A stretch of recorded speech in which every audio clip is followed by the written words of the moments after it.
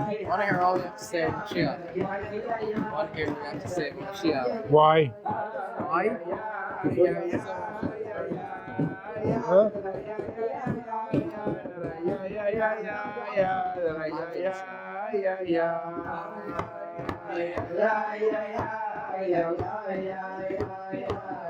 Maisha, you need more chairs from the downstairs?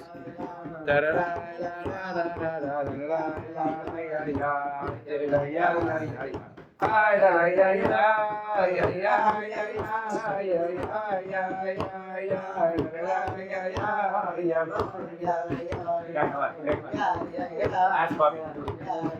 Ask Bobby before you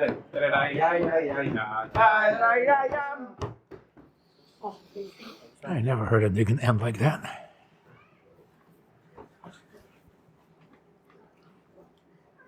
So we're waiting for the teacher? I think he knows everything already. He did ask me when we're starting, so I think he wants to be here. Sure, waiting for you, Maisha. But the Bible is going to go around the room and we're going to introduce Rabbi Andruzier and Rabbi from, how are you related to Rabbi Finney? No idea. Fantastic. Rabbi Altine. Tells Lula Lulavim and Esragim.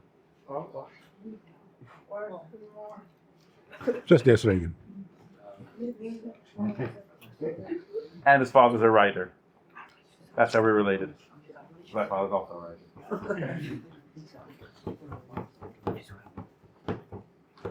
That's it? Rabbi Wolfowski. I go to his uncle every summer. Rabbi Bandit, a Landsman, also goes for the Minnesota Twins.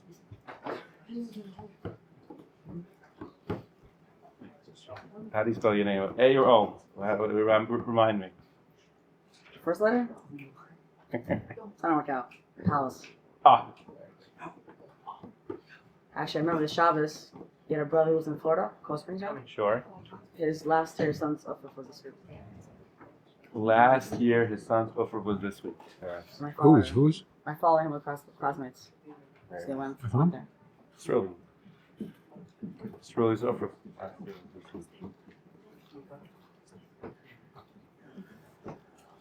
Who's next? Who is it? Ooh. His father's a caterer. Fox.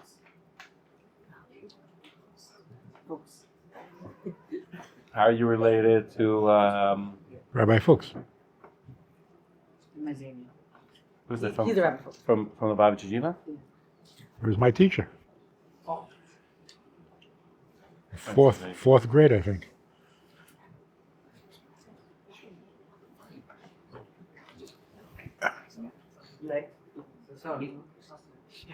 Sasson.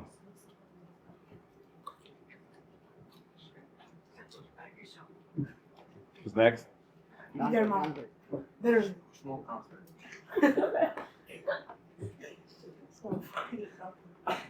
How are you related to Eli Melech? Eli Melech. Not related. Who's your Zayda? It's not related from that. I don't think they're related. Where does your Zayda live? Lives in Long Island. You spell your name the same way? I think so.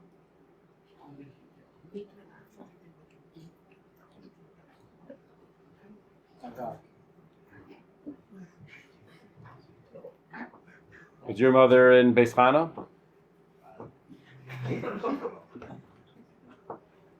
Probably. Okay, who's next? Kamen. Oh, mom's related. We're both on the Valakol.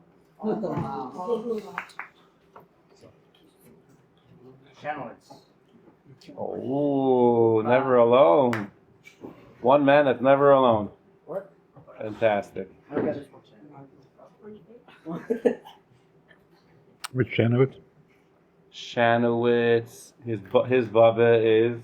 Brachi, who's his baba? Shanowitz. From Montreal? Yeah. You grew up in Montreal? What? You grew up in Montreal? Did I originally? I was born in France. What's your father's name? My father's name. David? Oh, my father's name is Shneizal. No.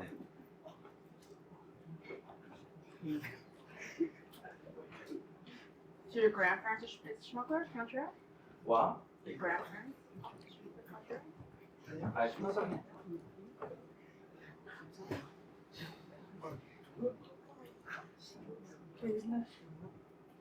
Who's next? From Virginia? Do you ever get that? Grab the first one. What? What?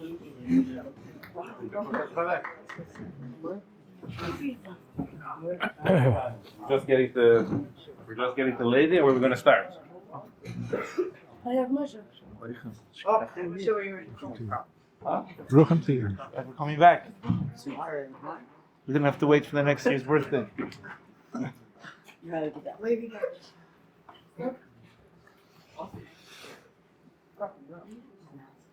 No?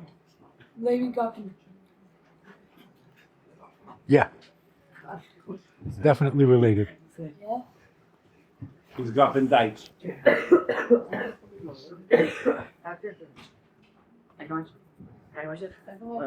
I'm in Moshe. What does your father do?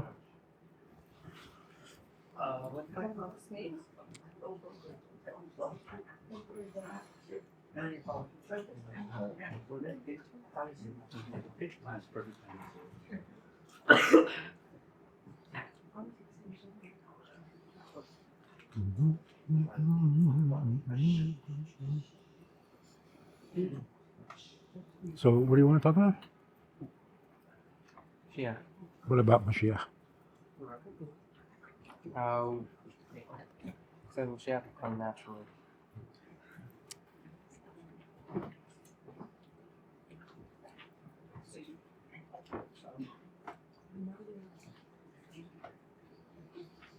The Talmidei HaMagid, who were not the Alter Rebbe, the Talmidei HaMagid were very worried that Mashiach will come al Derech HaTeva. The Alter Rebbe said coming B'derech HaTeva is the best way. It should be B'derech HaTeva. Which is very similar to the machlekes of the Meraglim. The Meraglim who said we can't do it, and Yeshua and Kalev who said yes we can. What were they arguing about? Can you be a Jew b'derech hateva? Can you be a Jew in Teva, in the world, with the world? Or do you have to be separated from the world? So the Meraglim said, you have to stay in the Midbar, stay away from people, stay away from bad influences. Otherwise, Yiddishkeit won't happen. In other words, Yiddishkeit has to be heavenly. Only Ruchnius. Kalev said the opposite. Going into the world is not only okay, it's better. Doing mitzvahs in Teva is better than doing it without Teva. And that was a radical new idea, and he was the only one who thought that way.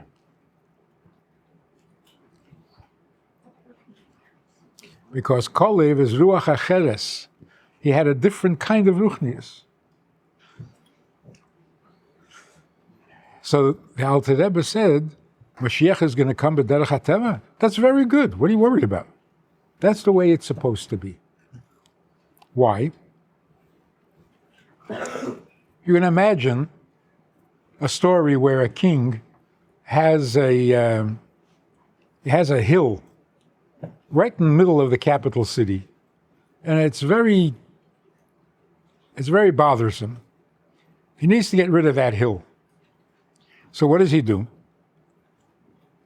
He announces that there's gold in the hill, and whoever wants can come and borrow tools from the palace and dig in the hill, and whatever gold they find, they can keep. So of course, everybody comes running and they take the tools and they hack and they clap and they dig. And there's no gold. By the time they get rid of the whole hill, they realize there's no gold here. But the king comes with a wagon full of gold from the palace and gives everybody who dug in the hill, he gives them gold.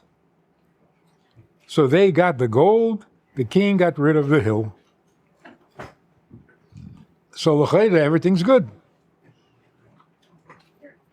Except for one thing. It was a lie. It was a nice trick, a good trick, but it was a trick. It was a lie.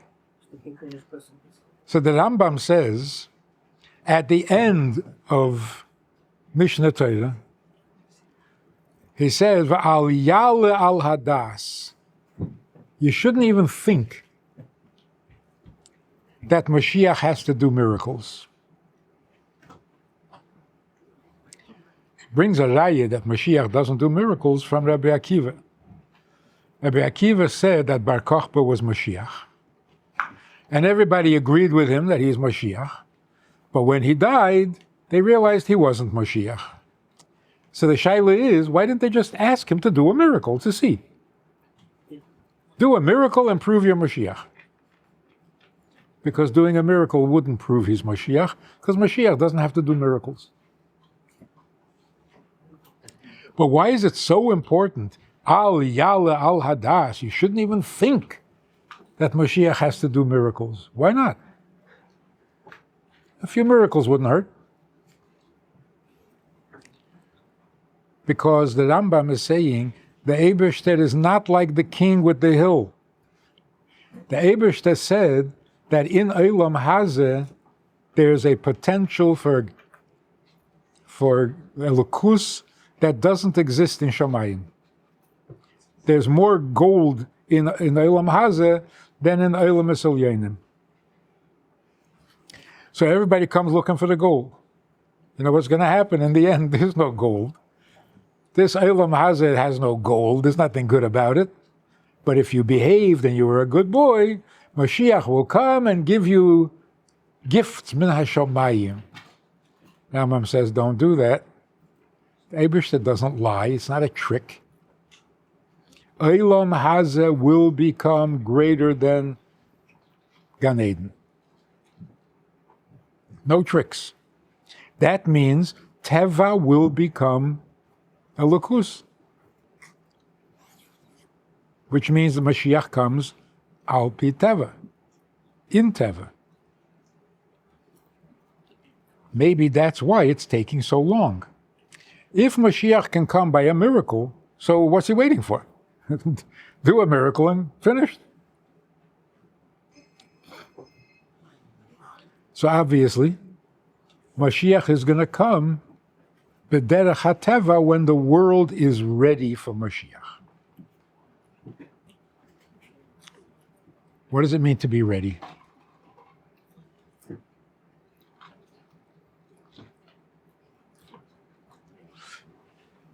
So if you keep if all Yidden keep two Shabbos, Mashiach will come. So why didn't the Rebbe make a Mivtzim Shabbos?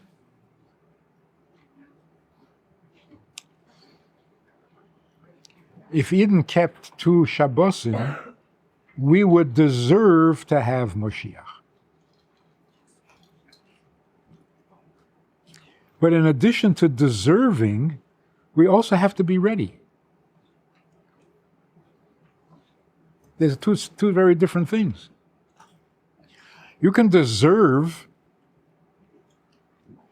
to learn Kabbalah, but you're not ready.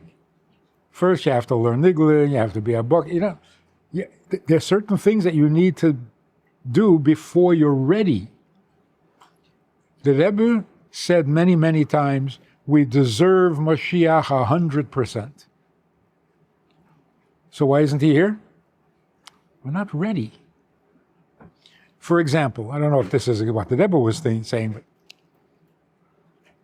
imagine if somebody shows up tomorrow and says, I'm Mashiach. What's going to happen? No one's going to believe it. Uh-huh. No one's going to believe it. Not nobody. It'll become a fight.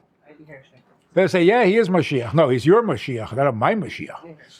Huh? All the churches are blown. Oh, so it's going to be a ness. Yeah.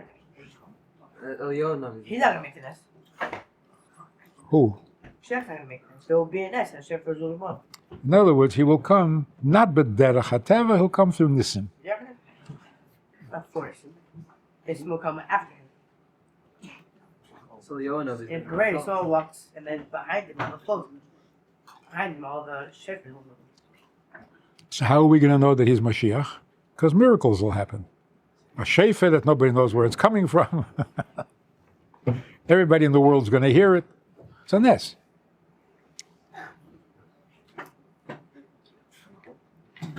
So what does it mean the world will be ready for Mashiach? If the world is ready to hear what Mashiach has to say, then he'll come. If the world is not ready to hear him, what's going to happen if he comes? We'll just start World War III. They say they asked the Alter Rebbe if Mashiach is going to be a Misnagid or a Chassid. He said it has to be a Misnagid because if it's a Chassid, Misnagid won't accept him. Mm-hmm. And if he's a Misnagid, then it's a ness. Pregnant.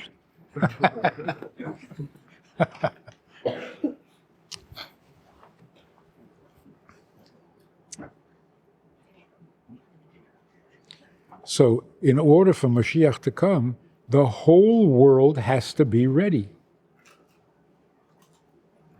Can that happen, Al Piteva? No?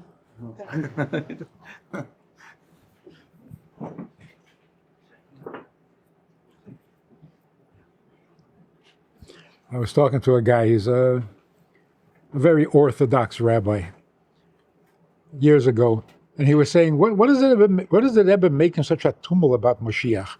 We all know Mashiach is coming. I said, you believe Mashiach is coming this week? He says, yeah, of course. I said, you mean you think that by the end of this week, all the goyim are going to become good? He says, oh, no.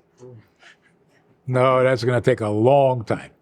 So, okay, so do you believe that all Yidden will become frum this week? He said, oh, no. So what are you saying? You believe Mashiach is coming, but what's going to happen when Mashiach comes? No, not going to happen. So you really believe Mashiach is coming?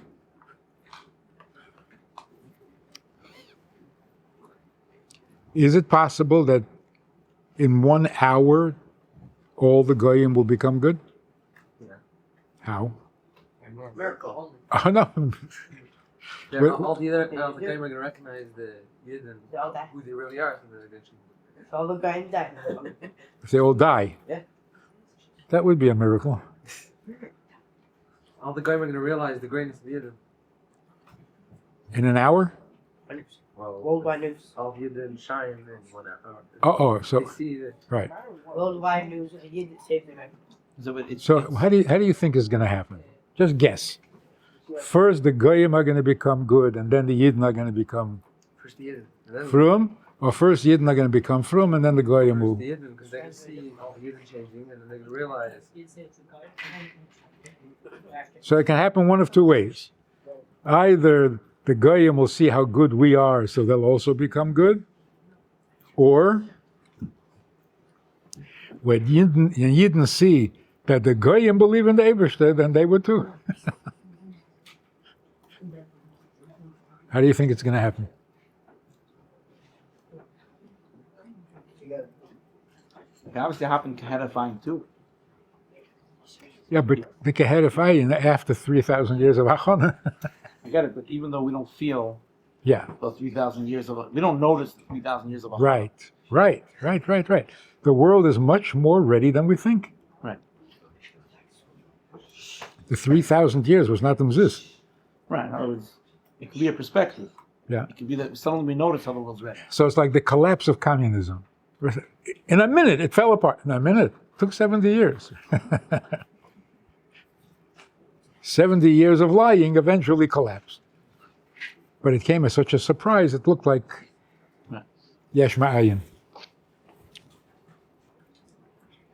So why do you think that the last mitzvah that the Rebbe spoke about was Sheva mitzvahs b'nei Noach?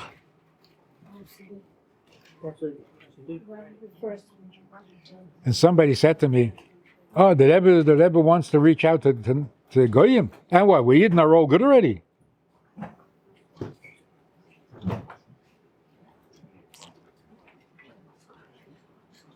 To get the world ready for Mashiach, everybody has to be ready. How can everybody be ready? If everybody realizes that they don't know what's going on. People realize, I don't know what's going on. Why is there a world? Why are we living this life? For what? Who needs this? Good, bad, troubles, pains. Who needs this whole thing? And nobody has an answer. Nobody. Ask the biggest Talmud Chacham in the world, the biggest Masmid, the biggest whatever, Tzaddik. Why? Who needs this? Oh, to get to Gan Eden. To get the schar. I was talking to a Misnagid once.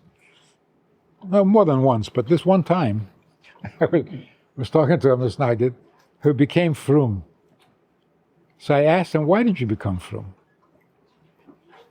He says, for the schar. I said, wow, I never heard somebody be so honest. You're doing it for the schar? It's selfish, but you're honest. So machaya to hear. He said, it's not selfish. I said, if you're doing it for the schar, then it's selfish. He says, no, it's not only for the schar. I said, oh, okay, so tell me, why did you become frum? He says, because I love Hashem. I said, that is so impressive. I'm learning Chassidus already, so years and years and years. I can't say I love Hashem. He says, well, why not? Why not? I said, because, it's hard to love someone you can't see and you can't talk to. He says, good point. I said, so do you love him or not? He said, hey, it's not easy to love somebody you can't see.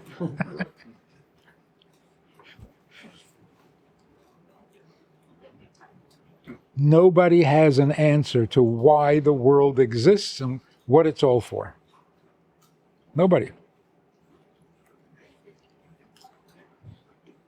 Except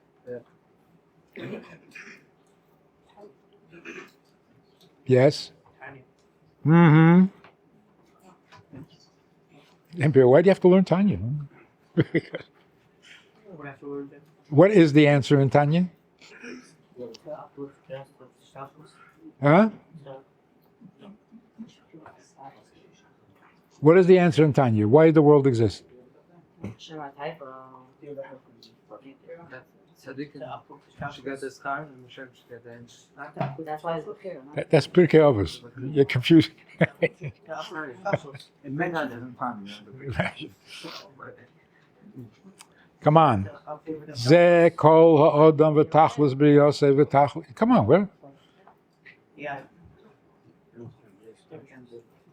So what is it saying?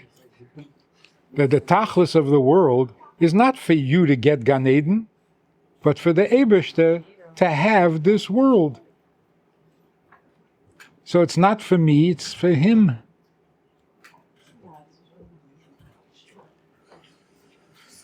The whole world right now is unhappy. The whole world.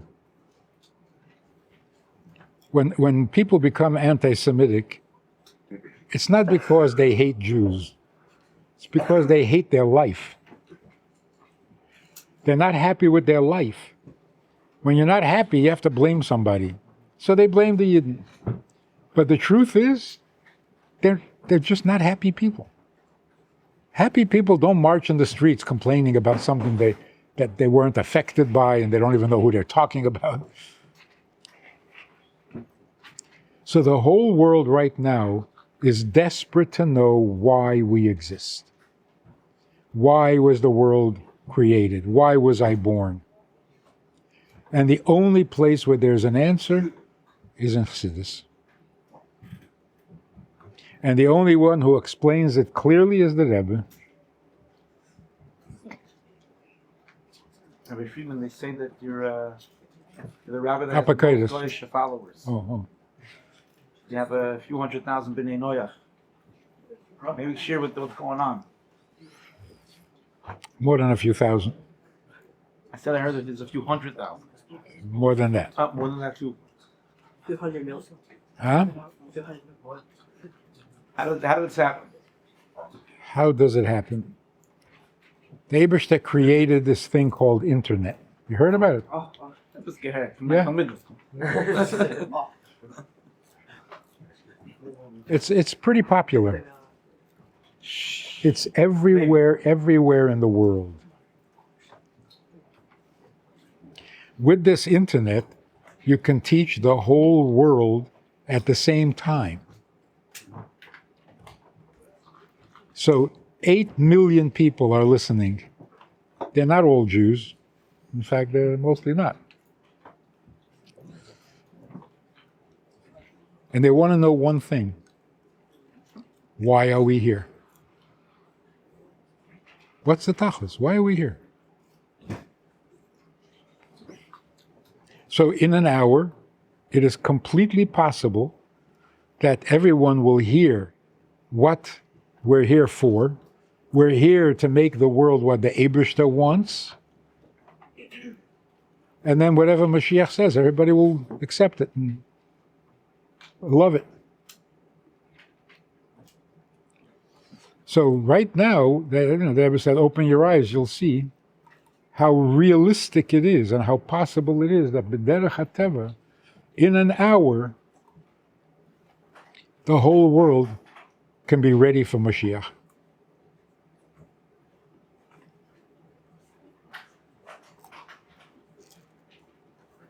So I'll tell you one story about, we have a program once a week. People from all over the world join, and we talk for an hour. One of the people who joined was a native from New Guinea. New Guinea is an island between Africa and Australia. Huh? I know the flag maker.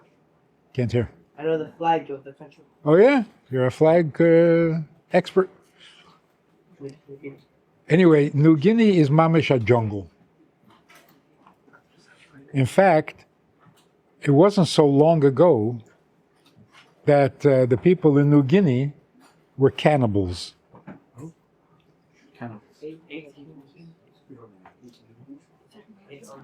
Menschenfresser.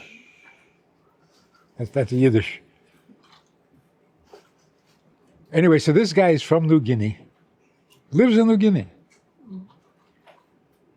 He comes every week, he listens. And one day we asked him, who are you? Tell us about yourself a little bit. He lives in the jungle in New Guinea. There's no internet. So he walks 8 hours to get to where there's internet connection. He walks 8 hours. He listens for an hour to the class. Then he walks back 8 hours to teach the villagers what he heard. So everybody else on the Zoom said, oh God, 8-hour walk. We're going to raise some money and we're going to send you a bicycle. You fill a car? He says, no, the roads I have to go on, you can't ride a bicycle. It's Mamish jungle. Anyway, he came, he listened for about 2 years, and then he sends us a picture, a sign on the side of a house in the jungle, Torah Center of New Guinea. He's the teacher. People come to class in canoes from the other side of the river, the other side of the lake. This is what's going on in New Guinea. Does he want to convert? No, he doesn't want to convert. He just wants to know how he and everybody else there can serve Hashem. He says Hashem. He doesn't say God. He's too frum. And this is happening everywhere. Everywhere. In China, in Africa, in Vietnam. Who knows? And that's all because of the internet.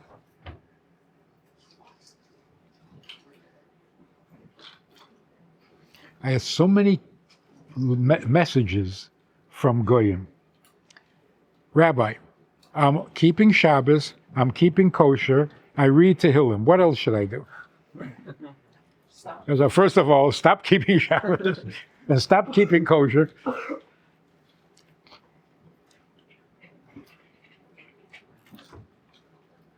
They want.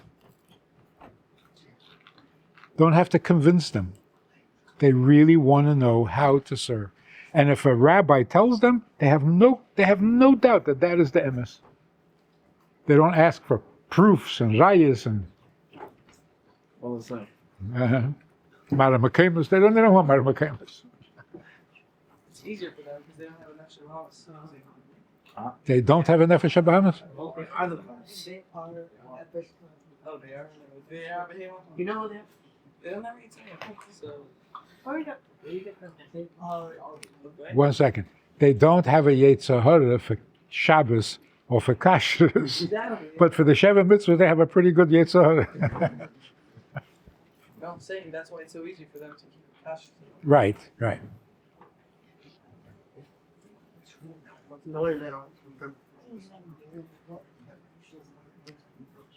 So let me ask you a question.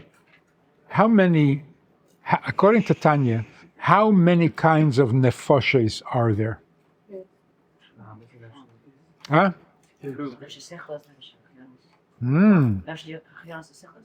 Where does it say that in Tanya?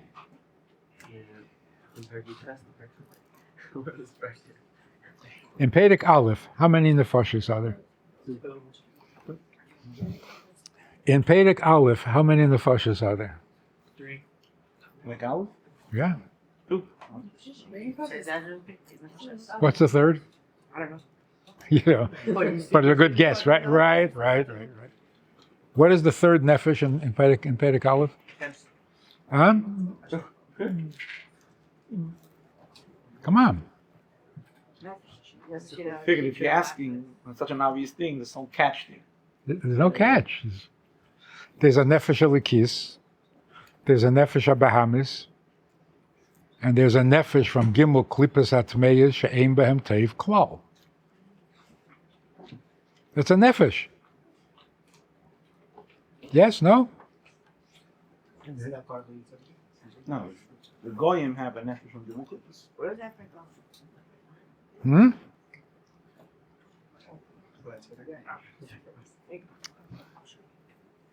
So let's review Perek Aleph of Tanya. What is a nefesh habahamis? What is klipas noiga? What is it? There's a nefesh habahamis, but it comes from klipas noiga, so it's not all bad.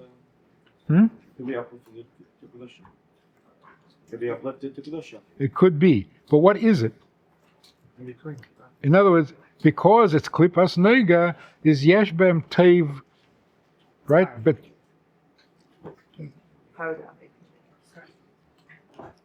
there's a natural goodness to the nefesh habahamis because it comes from klipas noiga. Yes? Hello? Tanya? So what is klipas noiga? The nefesh that comes from klipas noiga is not all bad. There is some natural good.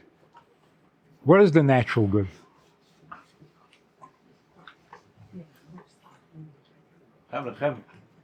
What's the natural good? You raise your hand? Oh. The natural good is they're not cruel. They're rachmanim and geim lechasadim. Beteva. The third one you unlock. Huh? The third one, you have to, it's not default, you have to unlock it a little bit. You have By shanim. being ashamed of being a bear. Yeah. So, how many goyim could kill somebody and not even be upset? Just enjoy it. I don't know it. 30%.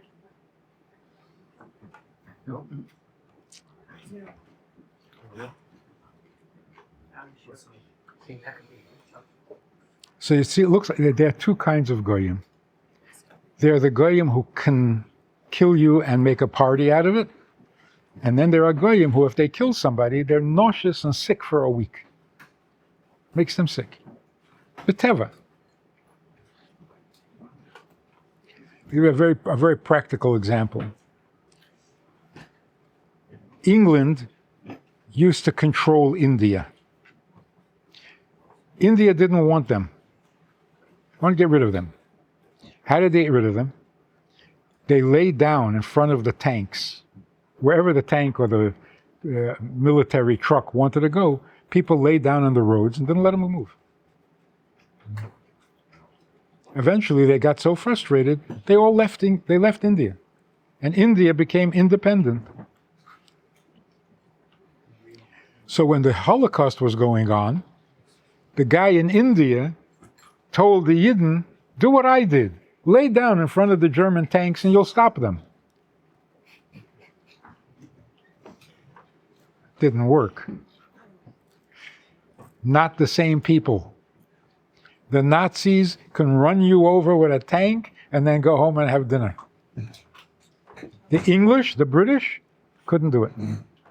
They couldn't do it. There's somebody lying there. They can't run them over.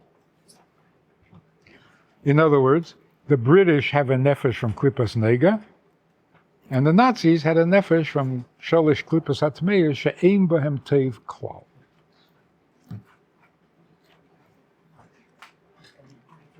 Today, with very, very few exceptions, most people can't run you over and not get sick. So there are more chasidei umas ha'olam today than there ever were. What are chasidei umas ha'olam? A goy who has a nefesh from klipas noiga.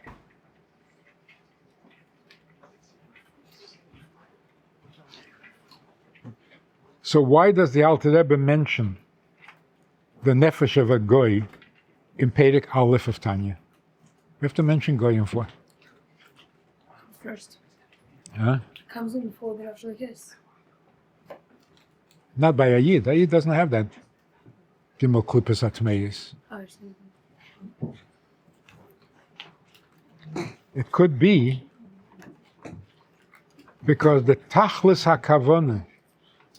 You hear this?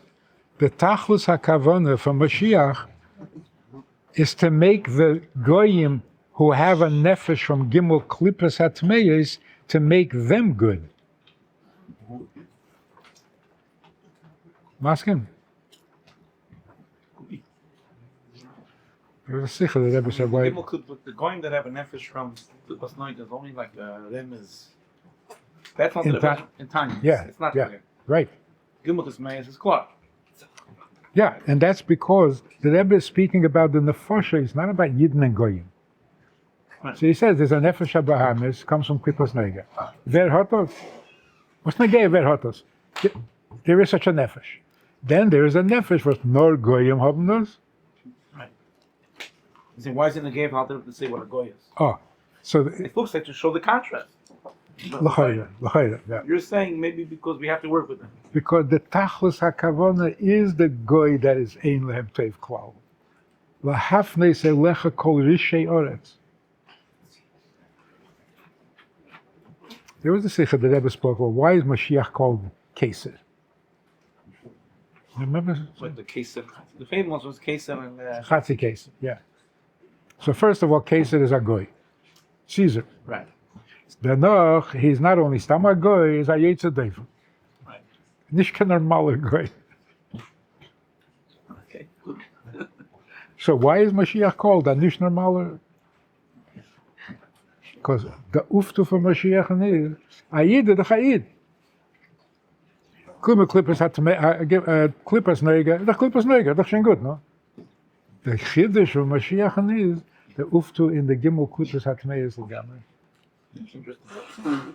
Because have a meaning that the certain going with tachlis is to kakko benejes. Kilu. Part of the tachlis is to get rid of Rav. Part of it is to mahapich. Some of it is to get rid of. Yeah. And Yeah, Shvirasan Zehu Takanafa. we should really.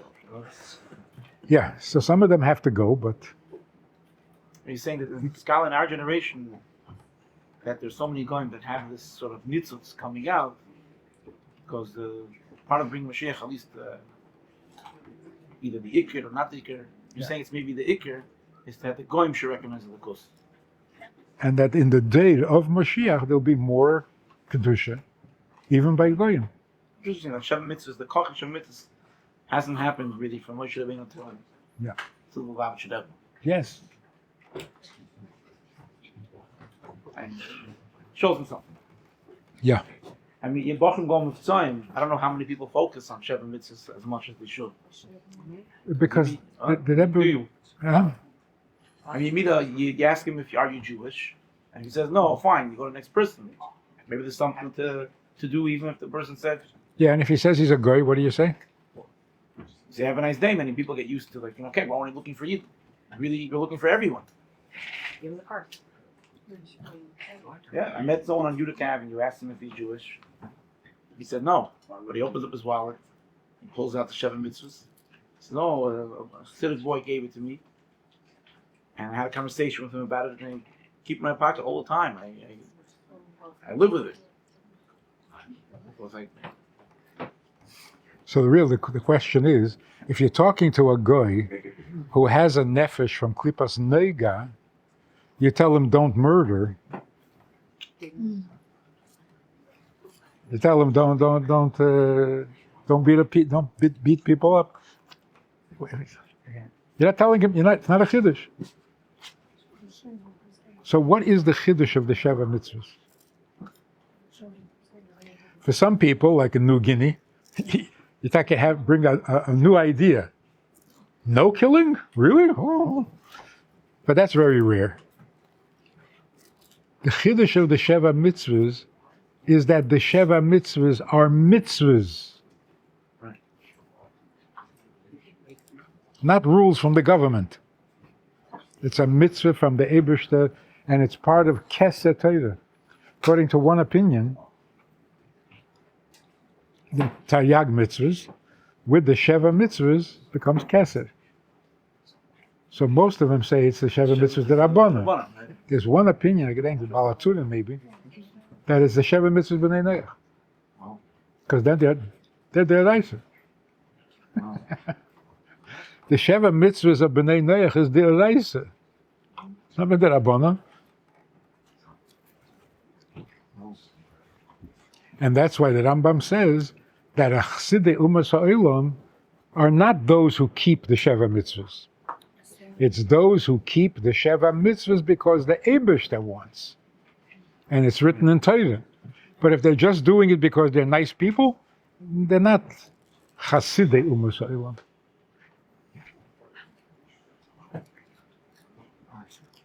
What else about Mashiach? Kamash, did we answer any questions? Where's the question? They say that in Shara they call him Mashiach. True. No.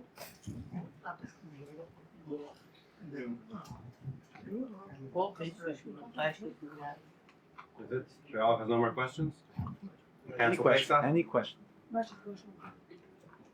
Someone has a question. Says that the first base Mikdash was plated in gold. And we learned this year, the Gemara says that the second base Mikdash was, I guess, covered in a marble that was blue and red, or blue, red, and green. So, it said it was nicer than the first base Mikdash. So the third base Mikdash, which will it be the as it was the same base Mikdash, which is nicer than the first one, or will it be made out of complete new material or out of like fire that we can't currently be made to speak of it any further. This is what bothers the Bacher today.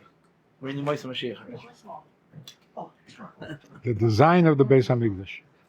Well, why would you listen to the music?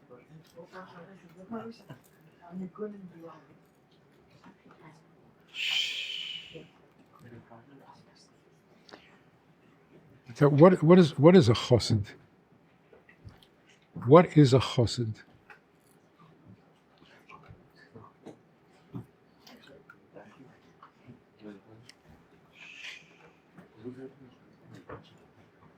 The chiddush of a chassid over everything else in the world is that a chassid does a mitzvah for the Eibishter, not for himself. Make sense? Here you want to be good, you want to be respected, you want to get to Gan Eden, makes you feel good, makes you feel important. A lot of selfish reasons. A chassid it's not about me. A mitzvah means what the Eibishter wants, and you do it because he wants. That's a chassid.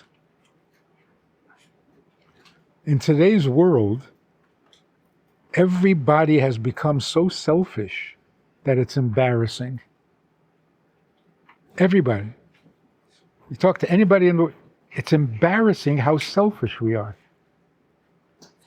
Everything for myself, everything for me, everything my way. And even the advice that you're given is have it your way, it's got to be your way, don't give in to anybody, you're the best, you're the greatest, you have to love yourself and respect yourself. And That's psychologists, that's the shit. You help a person by making them a yesh and a guy. yeah. It's like opposite. And in spite of all that, people hate it. They hate being selfish. Because it's me. Yeah. So what is the alternative? How could you live a life and not be selfish? Why else do you wake up in the morning? Why else do you eat? You eat because you're selfish.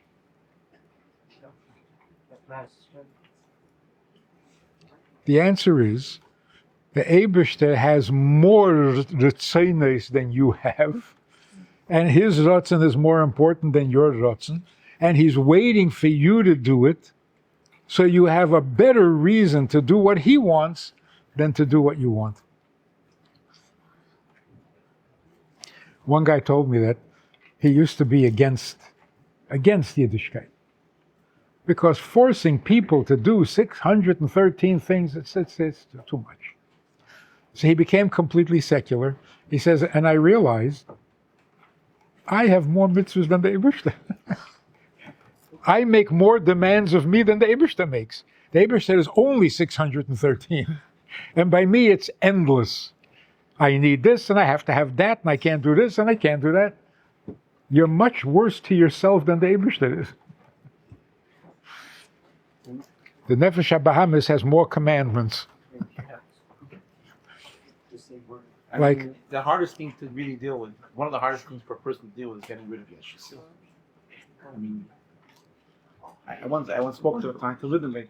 I realized that every single joke, the real ones, not new ones from today, Chassidim said about Misnaglim, was against Gaiva. And they're trying to get rid of their own Gaiva.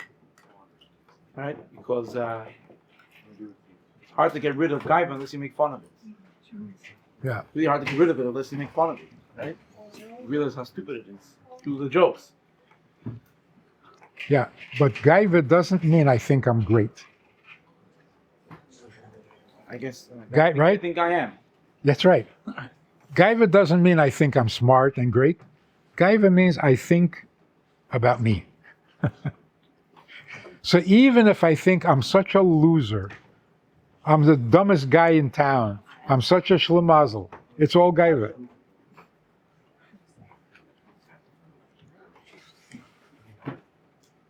There was a story about in Russia. The father of the family was once sent away to Siberia, and this kid was 11 years old, and his mother was sick. And the grandfather who lived with them said to him, "Run and call the doctor." And he said, I talked to a doctor. I'm 11 years old. Okay, I don't know how to. And the Zayda said to him, "Heruv zayna bal gaiva, and go call the doctor." He said, "Zayna bal gaiva." He's saying, "Ich kenne nicht. I'm afraid. I don't know how." See, your mother needs a doctor, and you're thinking about whether you know how, whether you're 11, whether you're 12. What's it? Go call the doctor. Wer dat wegen dir? It's a little harsh for an 11-year-old, but.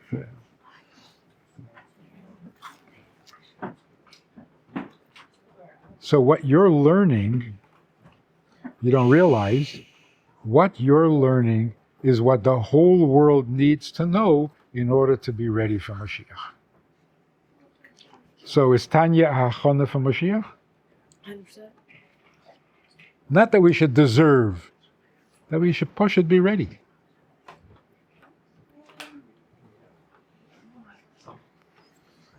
So how well do you know Tanya? Wish we could. Not as well as I can. Wish we could do better. You can get better. Maybe we can. So one more question. Yeah, it's fine. What does it say in Perek Daled? Anybody? Last stuff. Perek Daled, Tanya?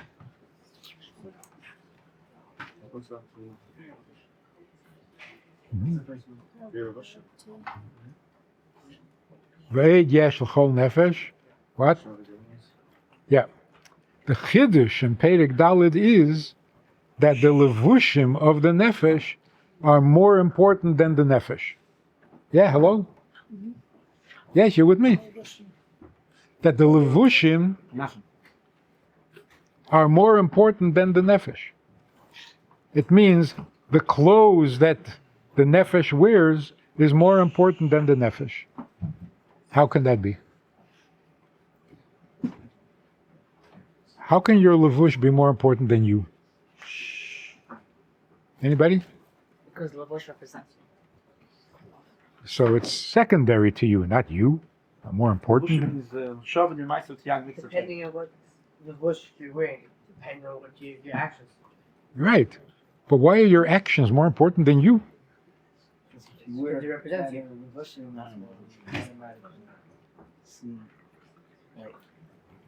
Self-confidence. I can't hear what? You wear better than listening, about stuff more high end, You will act better. But you are the important thing. No? Depending on the bush. Well, the nefesh itself is Ahava and Yira.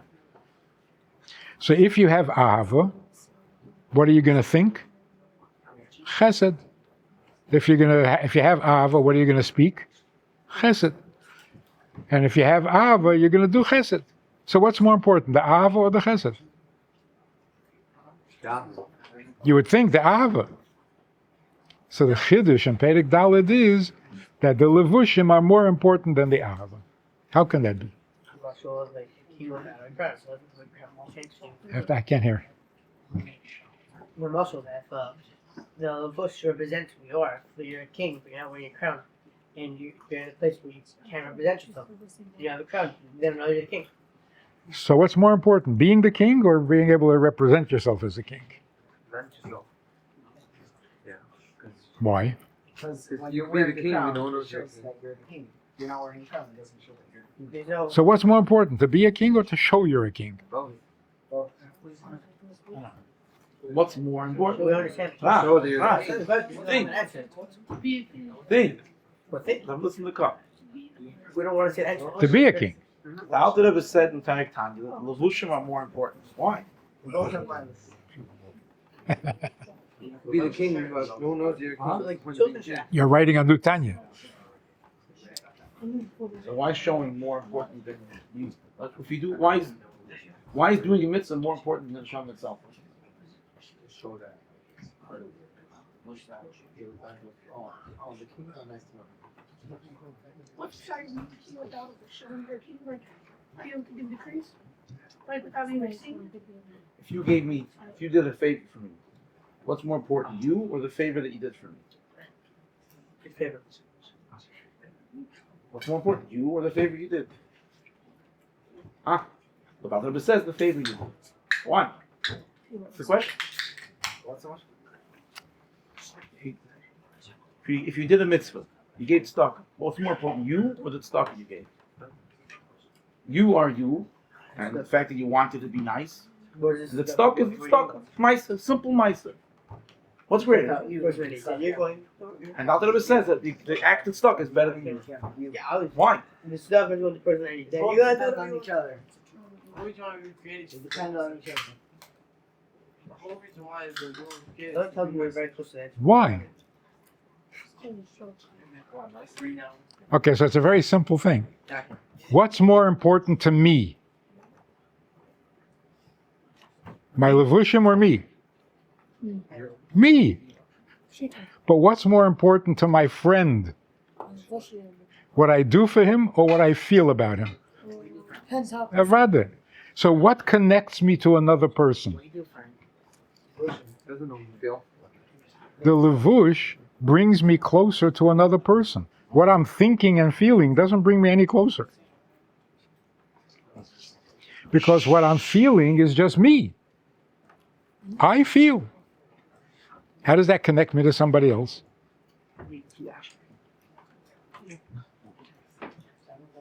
So in the nefesh, the idea is to connect to the Eibishter. So what connects you to the Eibishter more? Your Avas Hashem or your Avedas Hashem? Aveda. That's Chassidus.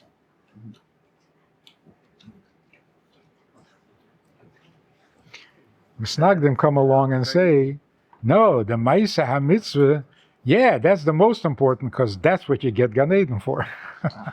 Even though. So they turn it back around and make it back about me again. Now that says that. Huh? Yeah, the album first. You start doing answers. Right. So what does more for the Eibishter? Your Ava or your Mitzvah?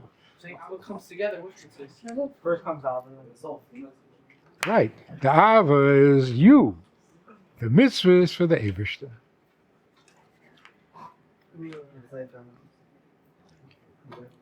Actually, he was trying, he met someone who was asked him to put on tefillin. He put on tefillin. It was his first time, one of his first times. In the course of speaking, he told him what he's doing. He says he's learning for the past half a year in a Balshuva yeshiva, literature Balshuva yeshiva. Really? So he asked him, you didn't put on tefillin all the year, month here? He said, no. Nobody told you? Nobody told me.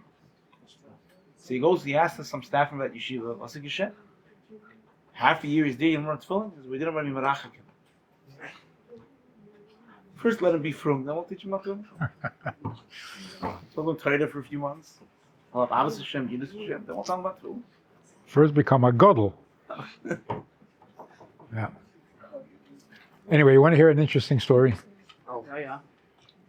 It's a weird story. But I just told it to somebody, so it's fresh in my mind. Hera Maisa. I'm sitting in Lubavitch house, Where? Minnesota, the Chabad house, they call it Lubavitch house. The telephone rings, but you got to listen.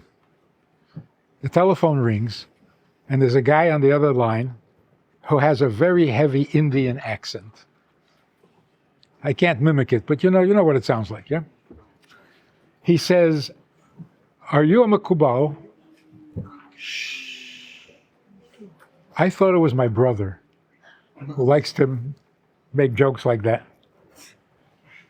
So I said, "Yeah." He says, "Do you chase out a dibuk? Can you chase out a dibuk?" I said, "Sure." What? Tibuk. You know what a dibuk is? Shama goes into it's also good. Second Shama. Well, the Shama has nowhere to go, so. So he says, "Can you chase out a dibuk?" I said, "Yeah." You He still says- think it's some playing the joke on you? "Yeah." What's it do? He says, "Do you think you?" Shama comes into another person. So Shama did a big Aveda, doesn't let him go even to Gehenna. He's stuck. Sometimes he sees a person that does a similar Aveda and he's about to go in, and the guy suddenly hears different voices, he gets very sick and tremendous pain. And you need sometimes a tzaddik that knows how to speak to the Shama, make a tikkun, the Shama will agree to leave. There are some stories about dibbuks that are very freaky. Very. Recent times. Yeah, this was a couple of years ago. Anyway, so I'm thinking it's a joke.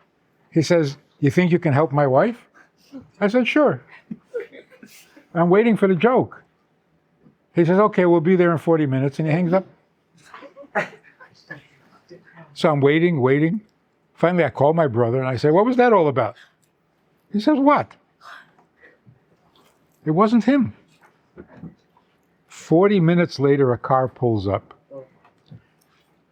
A man and a woman. He is Indian, from India. They live in Eretz Yisrael. Your brother who has a good Indian accent? It was a real act. It wasn't fake.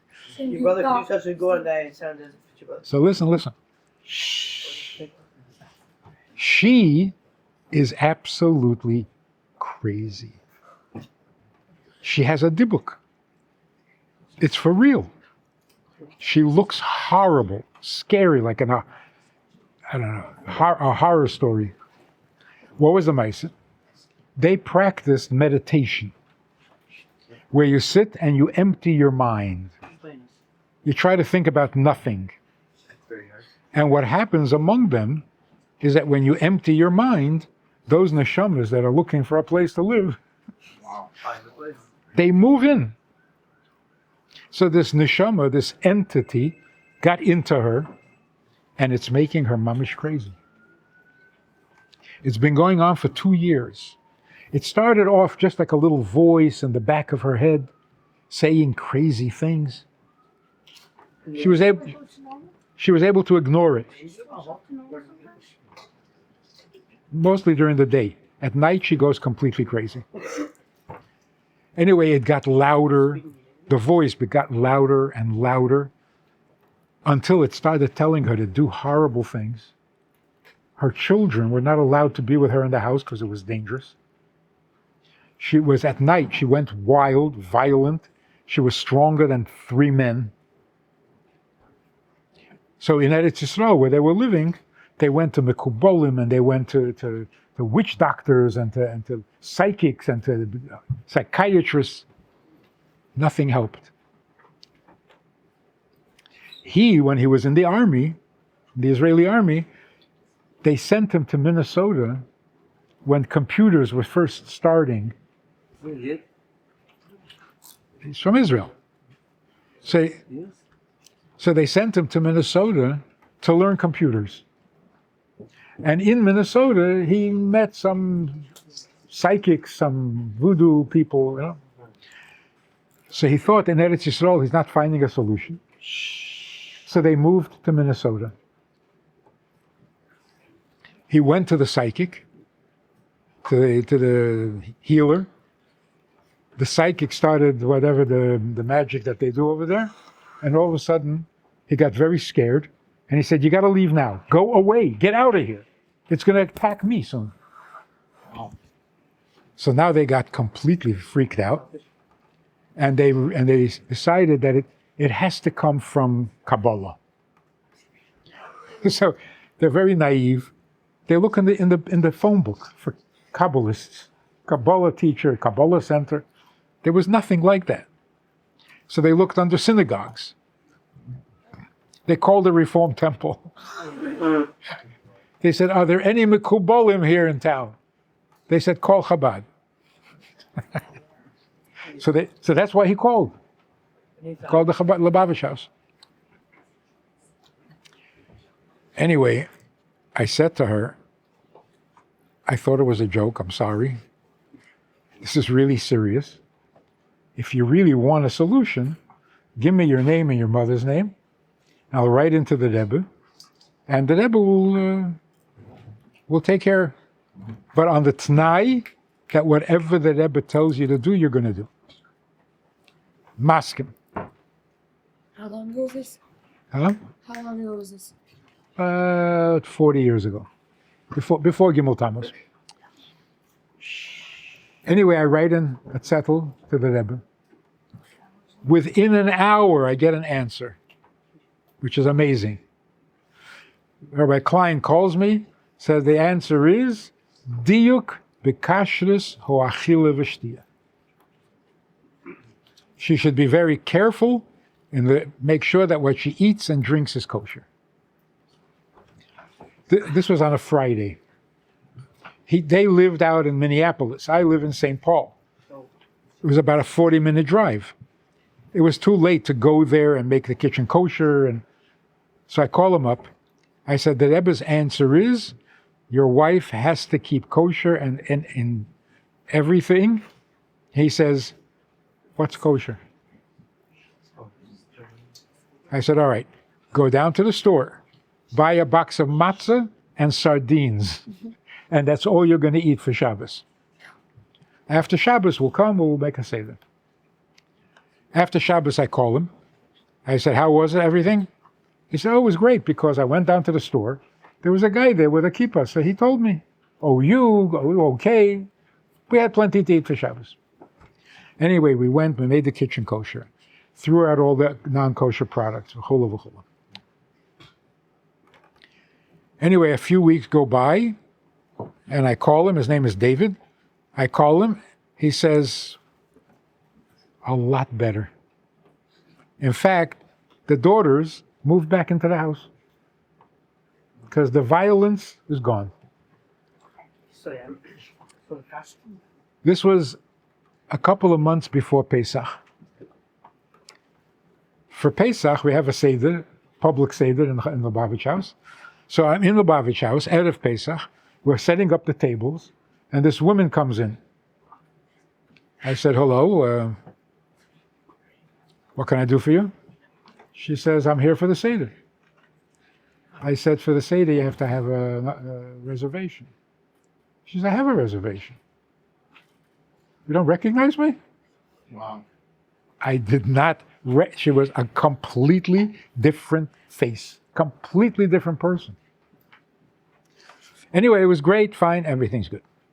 Now, a problem developed. The problem was that he lost his job. And without a job, he's illegal. He came on a work visa. Without the job, he's not allowed to be here. So he's looking desperately, quickly to find a new job. Why did he lose his job? Because he came late to work almost every day, because at night his wife beat him up. She went crazy. He tried to control her. So he missed so much work, they decided to fire him. So now he's looking for a job. and he's not finding, and he's afraid. They're going to send him.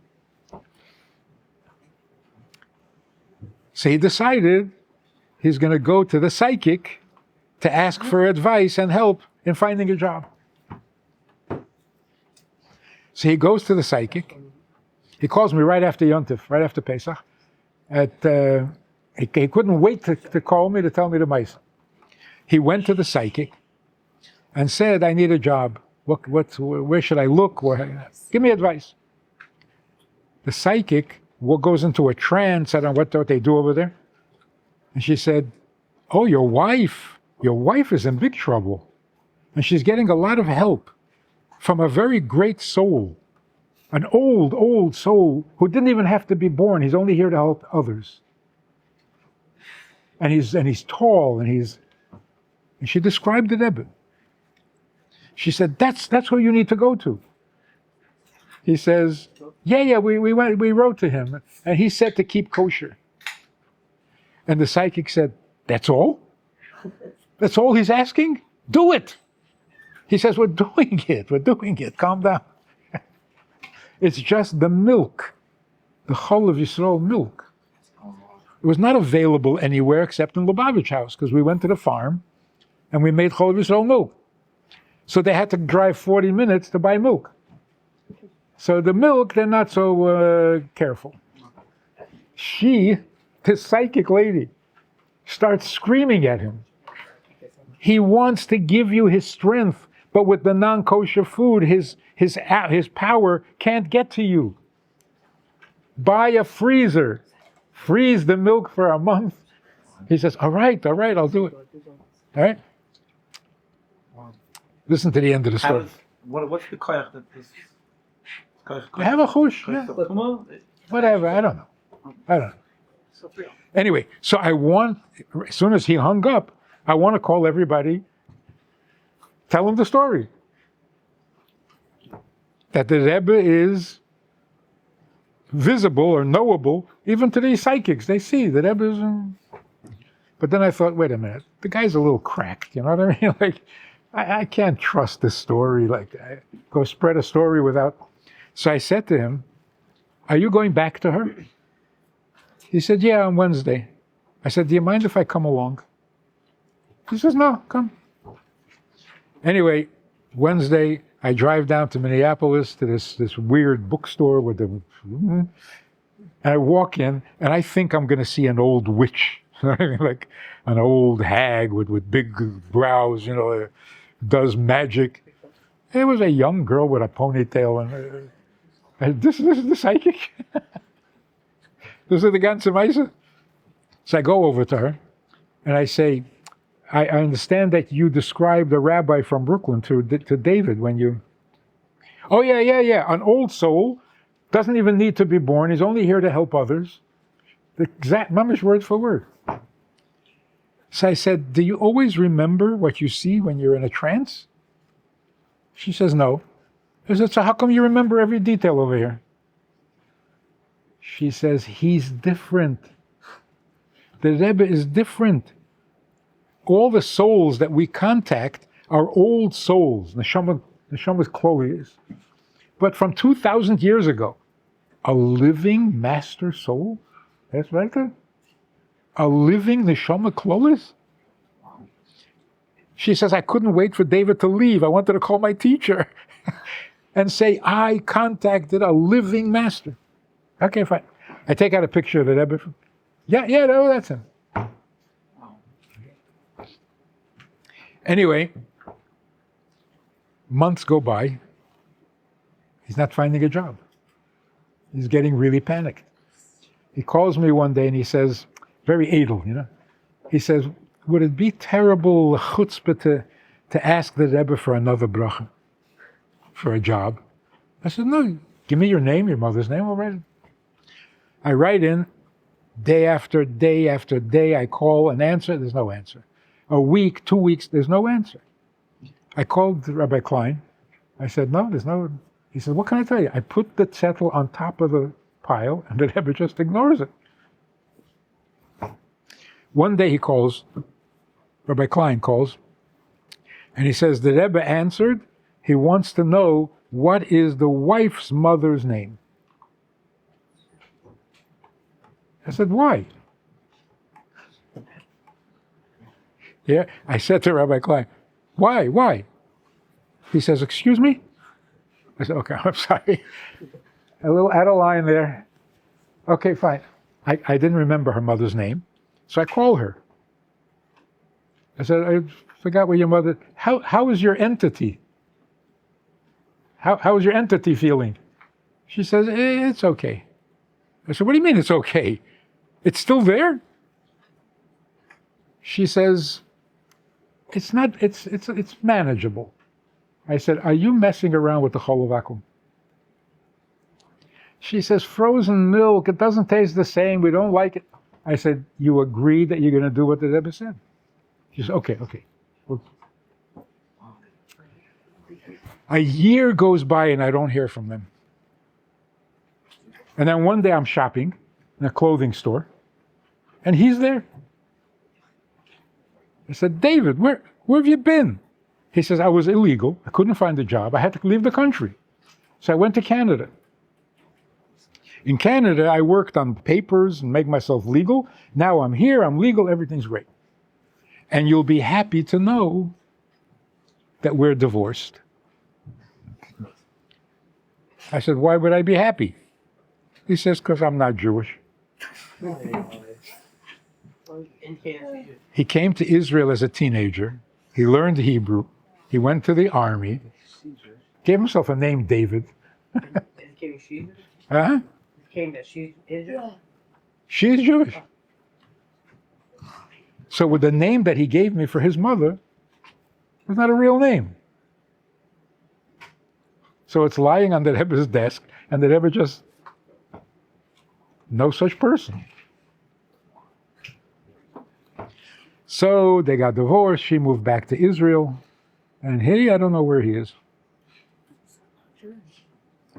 But that is the power of Chol Yisrael.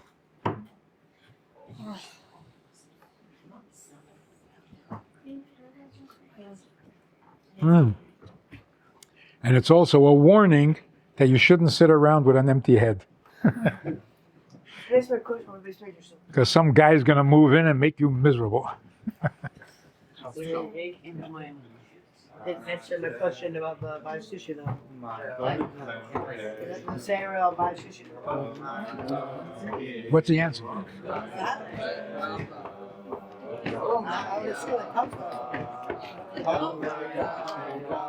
I guess we'll find out. Can you share the stories of your the apocrypha begins translating? For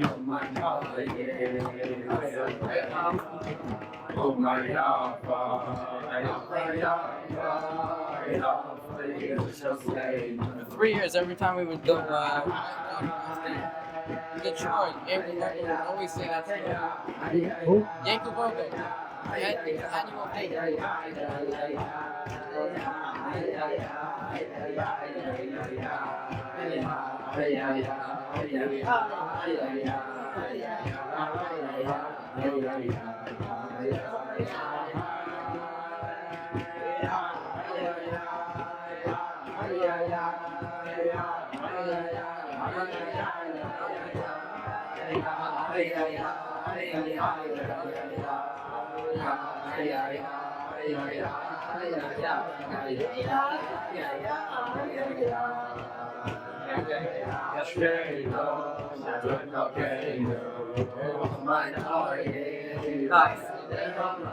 Annual thing.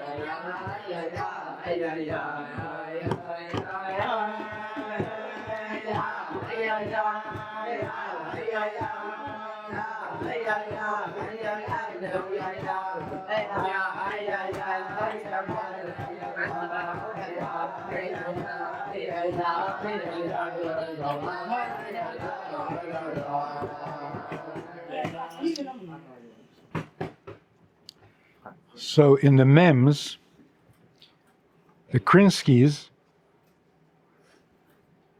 got this idea of bringing in a big camera into 770 in the weekday Farbrengens and show the Farbrengen on cable satellite hookups. This was not television, it wasn't, you could see it on the television, but it wasn't television waves, it was satellite communication.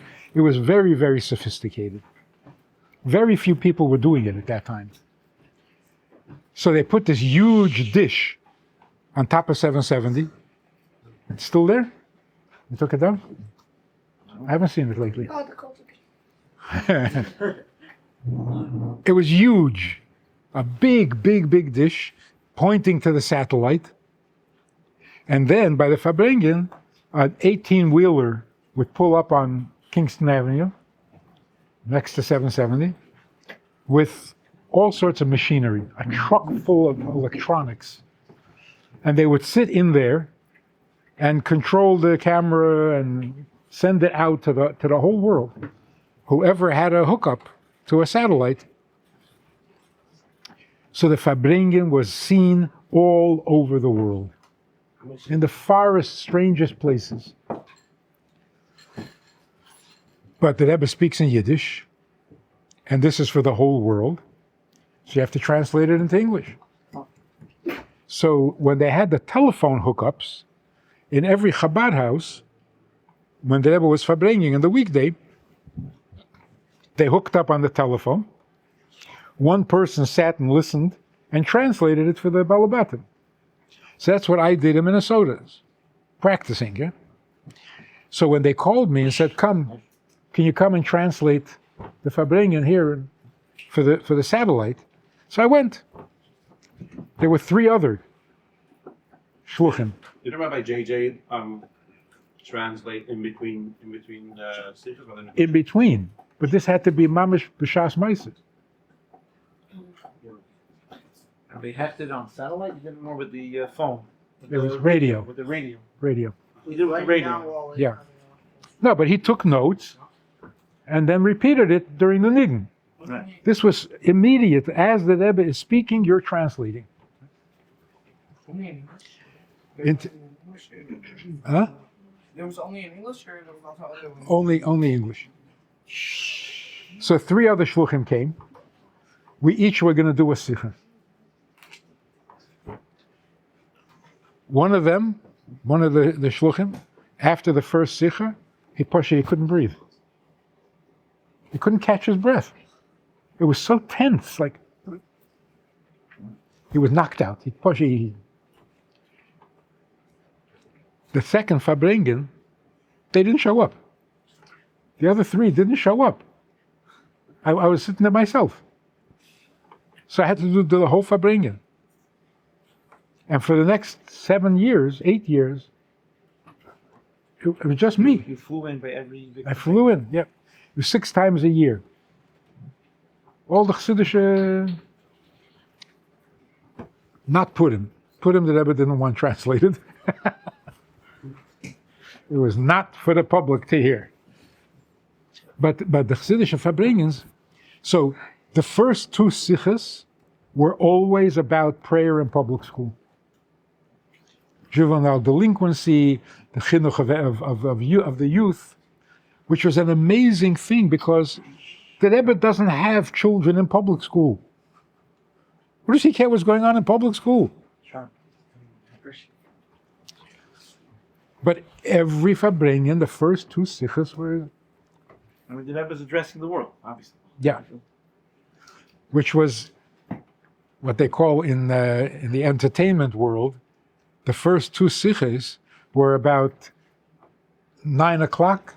That's prime time. That's when everybody is watching television. After that, already people are going to sleep.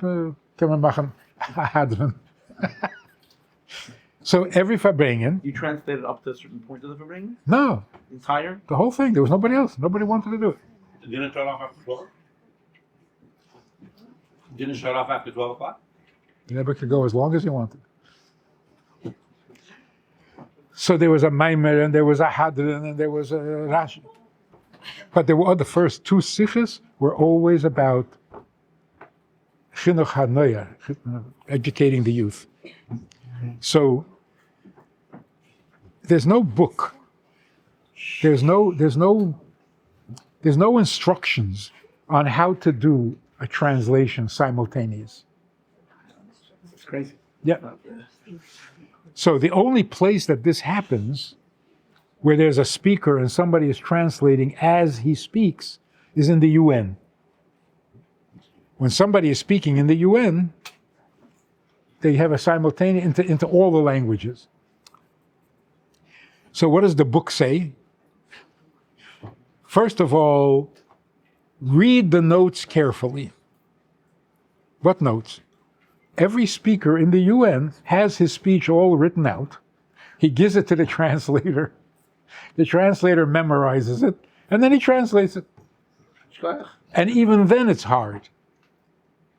The second advice is, don't hesitate to use the button. The translator has a button. When he pushes the button, a little red light goes on in front of the speaker, telling him to slow down. So that's great advice. Not for me. So there are no notes. The only thing that Rebbe told us before the Farbrengen is which Masechta he's going to make the Hadran. So the Sichos were much harder to translate than the Maimer. Because the Sicha is a pilpul. A kasha, a possible answer, but that answer is not good enough. So you need a second answer. The American Olam versteht nicht. If it wasn't a good answer, so why'd you give it? Why'd you skip it? Just go to the good answer. So it was very hard to make it sound. Flow. Yeah, to make it sound like. The Maimer slower than Nafsir. The Maimer is straight. No kasha, teretz, back and forth. It moves. So it was so much easier to do the Maimer, even though there are lashonos that.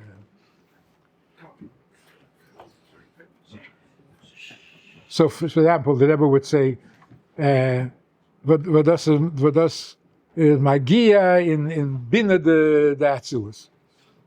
I have to say bina de Atzilus. I say it reaches a very high place. So it was much easier. The trick of it was what the main concern, I think, was the Rebbe wants to speak natural, not to have to worry. So, for example, very often the Rebbe would say when he would get, about angry about a point, the Rebbe would say, wo das a dover a poshut, was a fila a goy kann es verstehen. How do you translate that? So obviously. Even you goyim can understand that. How do you say it? So that's had to be, on the one hand, you can't think. Because if you stop to think, you're gonna fall behind. So you can't think, and on the other hand, you have to be careful what you say.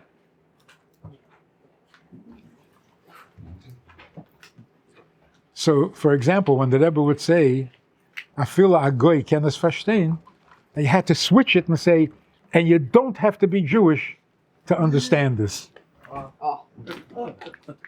Did you ever ask the Rebbe how to translate something? Maybe I should have. And I think other people would have taken advantage and write to the Rebbe every Farbrengen 6 or 7 times. Rabbi Weinberg got everything because of that. Yeah. But he was teaching Tanya. You know what I mean? It was not. It was Torah Shabbat. Anyway. So how many Farbrengens was that? I think it started in Lamed Tes and ended in Memches. You know, at some point get good. Huh? You know, at some point get good at translating. Did I become good at it? Yeah, at some point. I have no idea. What do I compare it to? Like, there was nobody else. From the last. Oh, did it get easier? Yeah. Anyway, so many years later. Were you to replay? Huh? Were you to replay your translation or going live? You recorded. Yeah, everything's recorded. Every Farbrengen is recorded. Yeah, but in addition, Your translation. they had 8 telephones. 8 bochanim were sitting answering the phones, and on the screen there was a number flashing. You can call this number for more information. Call this number. And people were calling from all over the world. What is this? Who is this? What's happening? It was mamish everywhere. One sailor, They're calling you. an American sailor. Were answering. It was Yidden. They do, telling about Yiddish guys. It was the biggest time. We got a phone call, for example, a sailor on an American warship in Iceland. He was the only Jew on the ship. And they're on the ship like for 2 years at a time. And they're playing with their, with the channels, with the dust. Mitamol the Rebbe is there.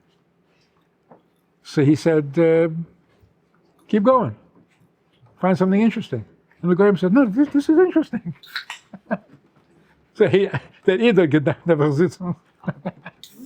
Where did you translate it? In the building next to 770. Not the WLC office? No. So you had a camera or you were sitting? Yeah, I had a monitor on the Rebbe's, close up on the Rebbe. I think it's what the conference room now is, where the minyan is. That was a little office then. It was quiet and was. Was about librarian break or No, like Baron Prey was completely different. What days of the year was it? Vav Tishrei, Yud Aleph Nisan, Yud Shvat, Yud Tes Kislev, Chaf Ov. Some years you don't listen. I don't know if the men have you off listen. Some years you off listen. Yeah, the members. Huh? You're based Yud Beis Tammuz. Yeah. So many years later, it occurred to me, like,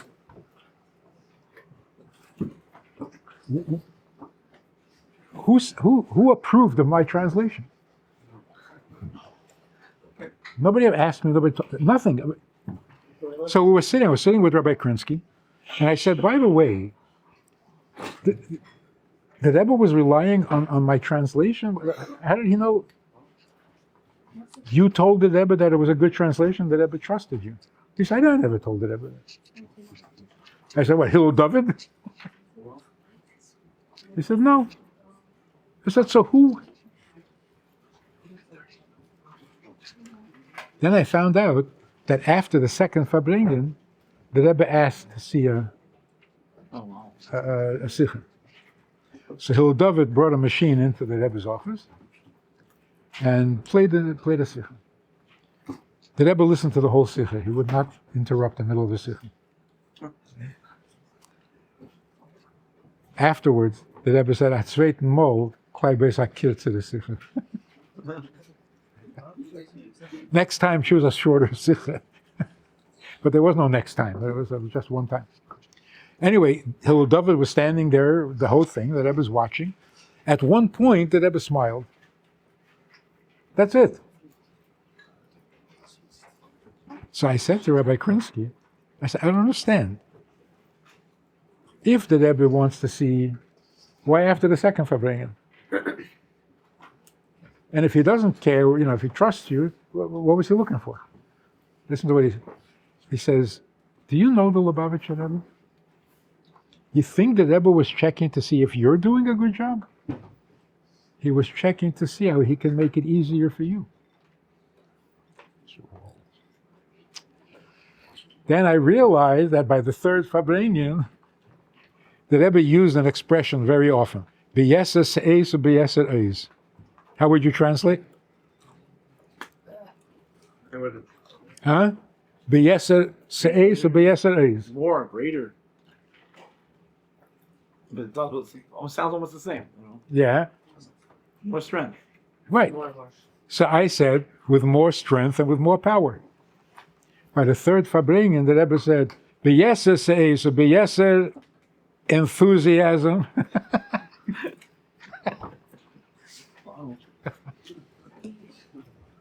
So now you know, eis means enthusiasm. Is that in English? Yeah. Enthusiasm. Yeah, Russian accent? Mm-hmm. I didn't look. You just saw the Rebbe speaking. You said about that small window? No. No, it was upstairs. It was upstairs in the office. No, LCC was busy doing their thing. And then there were the air plugs and the people sitting in. They're also listening to your translation? No. There's other people. Yeah, that was. But they were doing simultaneous. They were doing simultaneous. So why do we need you for the thing and them for the? They weren't doing it for the Olam Tabar. Yeah, they were doing it in house. Yeah. En ze gewinnen precies, For the masses. meer weinig. Could they see at that time how many people tuned in? Yeah. Were they able to tell? Yeah. What were the numbers? They saw where it's coming from and how many, and and it's still a bit of a mystery why the Rebbe stopped After Memphis? after Memphis. Seems like the Rebbe really won't like the broadcast. Not the broadcast, he stopped for Farbrengen. Oh, Farbrengen.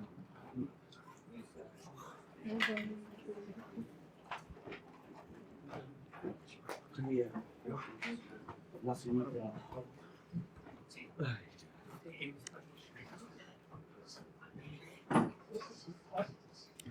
I was talking to a guy who has a radio show in Montreal. He says, my connection with Lubavitch is that I was sitting with my television one day, and I'm going from channel to channel, and all of a sudden the Rebbe was there. He said, I sat there and Poshet cried. I said, why were you crying? It was a Lebedeke Farbrengen. He says, I never saw a Jew so comfortable being Jewish. You're on television, the whole world is watching. He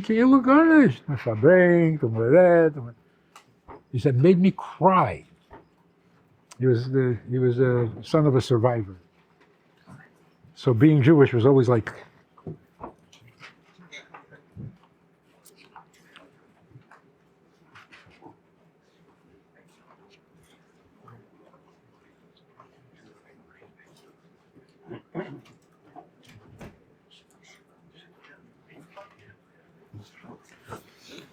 Was noch? Ja.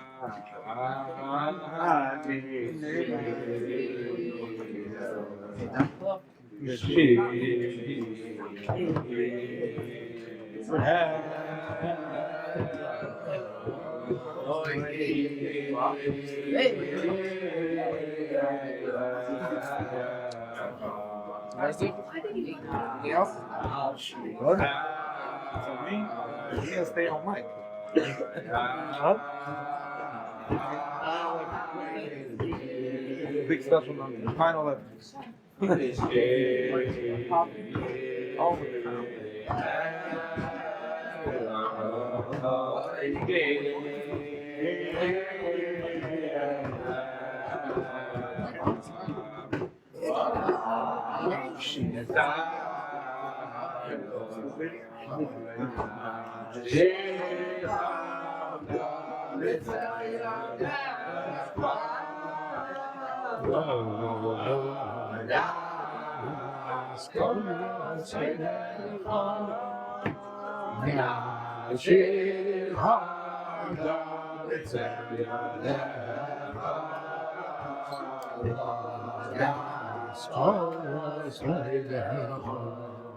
Oh, yeah.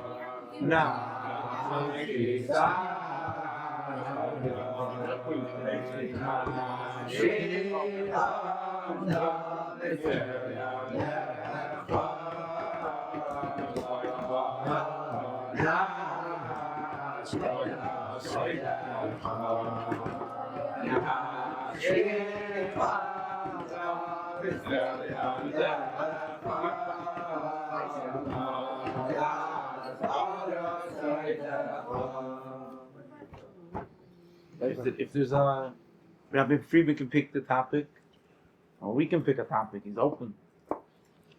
He might talk about Yehudi law. If there's something that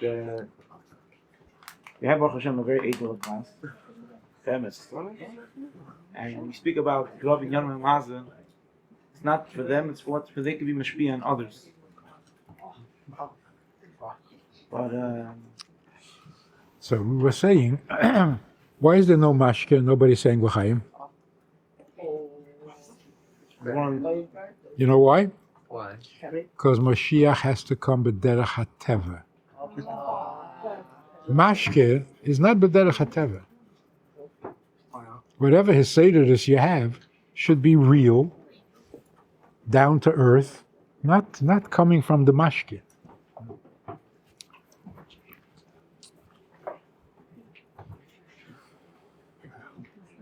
Yeah, but when you have the mashke, it reveals the inner, so the inner real selves come through. That's not Sometimes a problem. sometimes too much. What comes out is not always the good stuff. Depends on the person. Yeah. Walker asked this question today. He said, he mentioned about mashke. He said, the Rebbe has a gzeda against not drinking too much mashke. Fear of Gehenna is not a mila. It doesn't show that you're special. You're afraid of pain? Everybody's afraid of pain. You're not afraid of anything but What does that mean? What are you afraid of him? you're afraid Oh, what he can do to you? because then you're What he can do to you? you're disconnected. Ah. Wait, that's a step in the right direction. You're afraid of being disconnected from him. Why? Because you don't think. They are better. Can't hear. The only Mitzias is condition. When you're going somewhere else, it's fake. It might look like it's fake. And But you don't want to be fake. you don't want to be fake. Huh?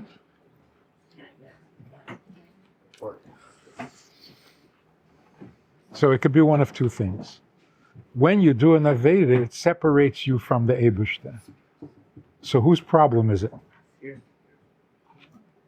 Yeah.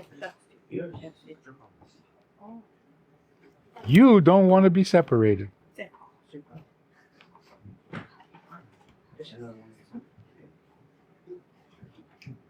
That's Yiras Hashem.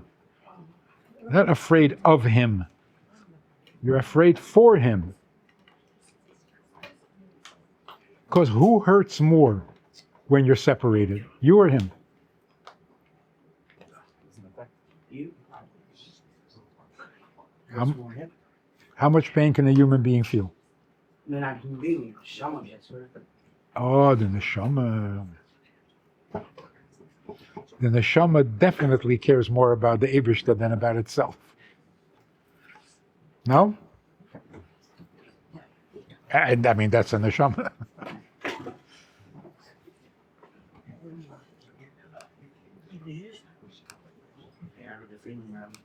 I had some Mahalo told me. No. Okay. I have a question. Okay. Oh. So. And rather if there's no luck, you can't have decisions. Yeah. Canada says what? Okay. No, they want Canada citizens. I mean, As long as everyone promises to be on time, we go right there. Yeah. that's it. We want middle of the week for Farbrengen. They don't let it go late. Yeah. Someone has to change the clock. My clock Okay. says I'm very. 7:41. Flip over. It's 7:45. Silly. At 7, you wondered what happened when he was Farbrengen, when Rabbi Friedman was Farbrengen with Rabbi, and it got too late. It wasn't. He turned back the clock. Really? So you'll be able to pull on the clock at Farbrengen? Never wore a watch. The clock was on the wall. So we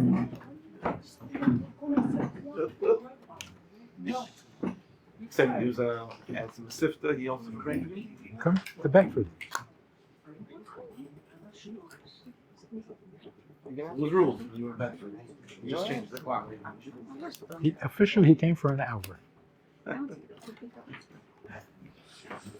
But then when we would miss the bus, there was a bus that went to, and we would have to walk him home from Bedford to Crown Heights.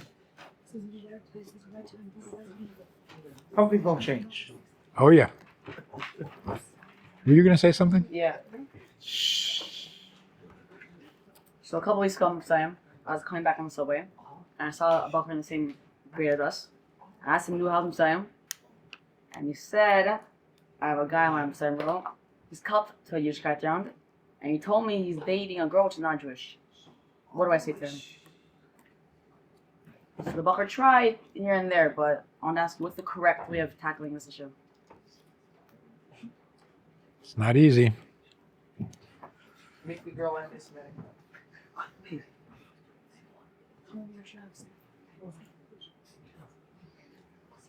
Right now, a lot of Goy and Jew relationships are breaking up because of anti-Zionism. Anyway, the best thing to say is like this. A marriage means a reunion of two neshamas that were once one. If a neshama divides into male and female, and then they find each other, which is mamash a miracle, and they get married, they're getting together again. That's a marriage. But if you have just two neshamas, and they get married, it's a union. It's not a reunion. So it's not a marriage. So if she's not Jewish, or he's not Jewish, don't call it a marriage. Don't bother getting married. It's not going to be a marriage. Even if it's good and you like each other and you're happy, yeah, but it's not a marriage. So don't bother getting married. That's a shocker. Because they think, oh, but we're getting married. Don't you want people to get married? I say, yeah, but this is not going to be a marriage. All goyim are like that? What do you mean? No, a Jew and a non-Jew. Two goyim could be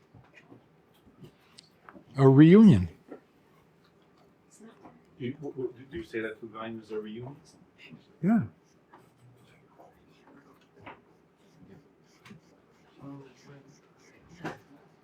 If they're not allowed to commit adultery, then it's real.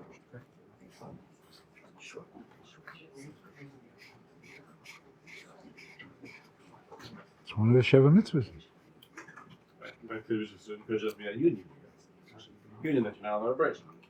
Why? Make a union, break a union. You know. How unions go. Unions.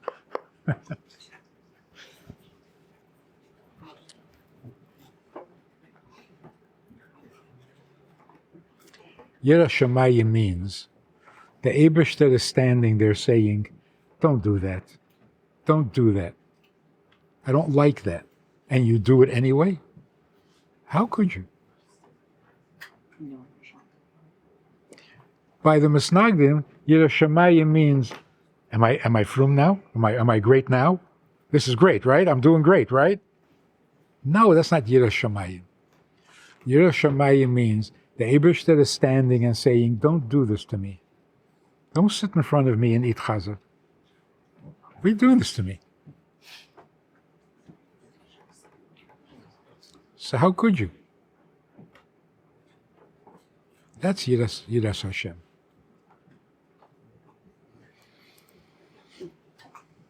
Not what he's going to do to you, what you're doing to him.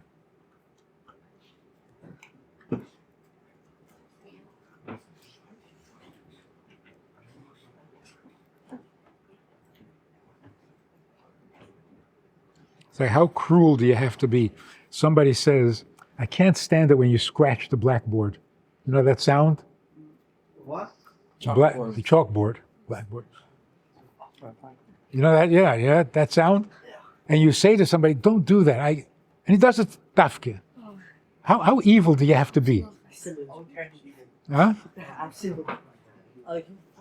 So the Eibishter is saying, I can't stand that. I can't stand it. You go ahead and do it anyway?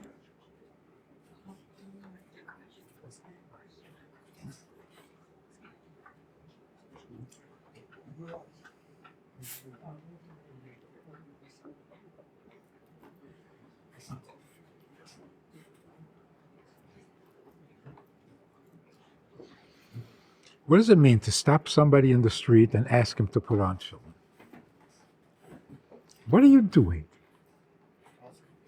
And everybody has this question. So what? You put on tefillin with him, that's it? He becomes a tzaddik? Now everything is good? What have you accomplished? He walks away thinking, well, whatever. Doesn't become a tzaddik. What is the point of putting on tefillin with somebody?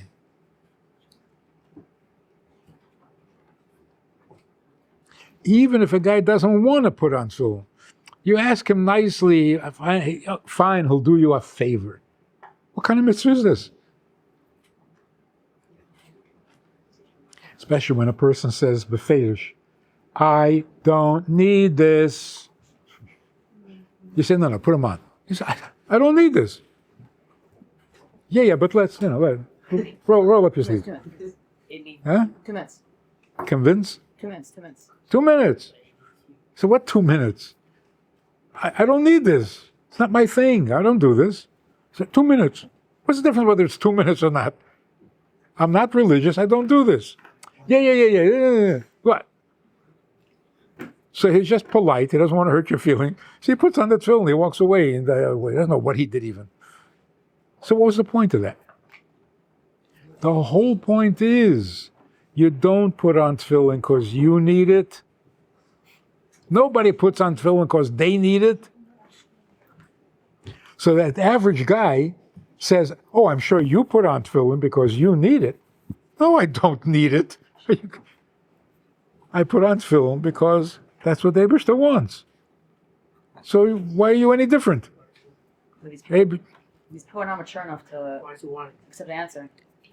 But once he thinks about it, so what just happened here? Why would somebody care that I should put on tefillin? It didn't change me. It didn't make me any. He realizes, wait a minute, that's a mitzvah. A mitzvah means do something that you don't need. You're doing it for the Eibishter. You realize? Do you really realize that? Yeah.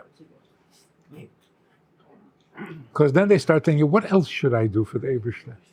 Like maybe I should keep kosher also. Maybe. Do I need to keep kosher? I don't need to. But maybe that's what the Eibishter wants.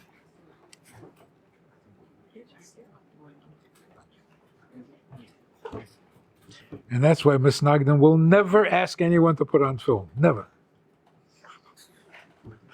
I once went to somebody's sukkah. The Frum guys in Minneapolis, they were the Frum Misnagdim. I went to his sukkah.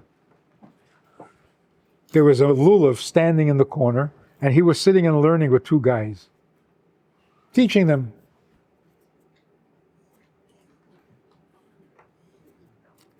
I don't know why, but I thought, should I ask them to shake a lulav? So I said, well, have a good yontif and enjoy the lulav and esrig.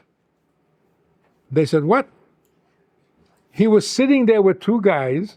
The lulav is standing in the corner. He did not ask them to shake the lulav. Never occurred to him.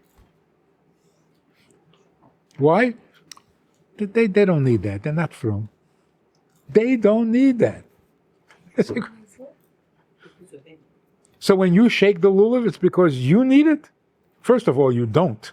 But did you convince yourself that you need it?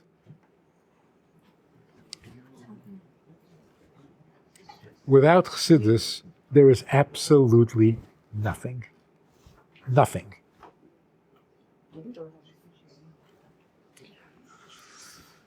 So I want to share with you this very dangerous idea, right?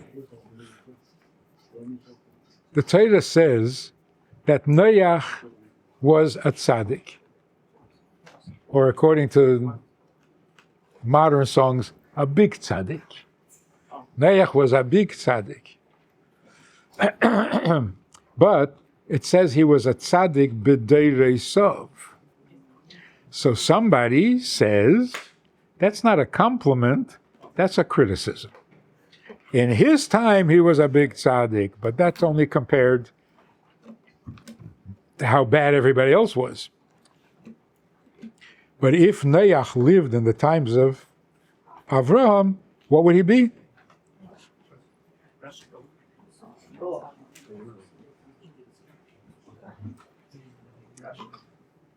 Nothing. Klum. If he lived in the times of Avraham, you guys listening? If Noach lived in the times of Avraham, he would be a nothing.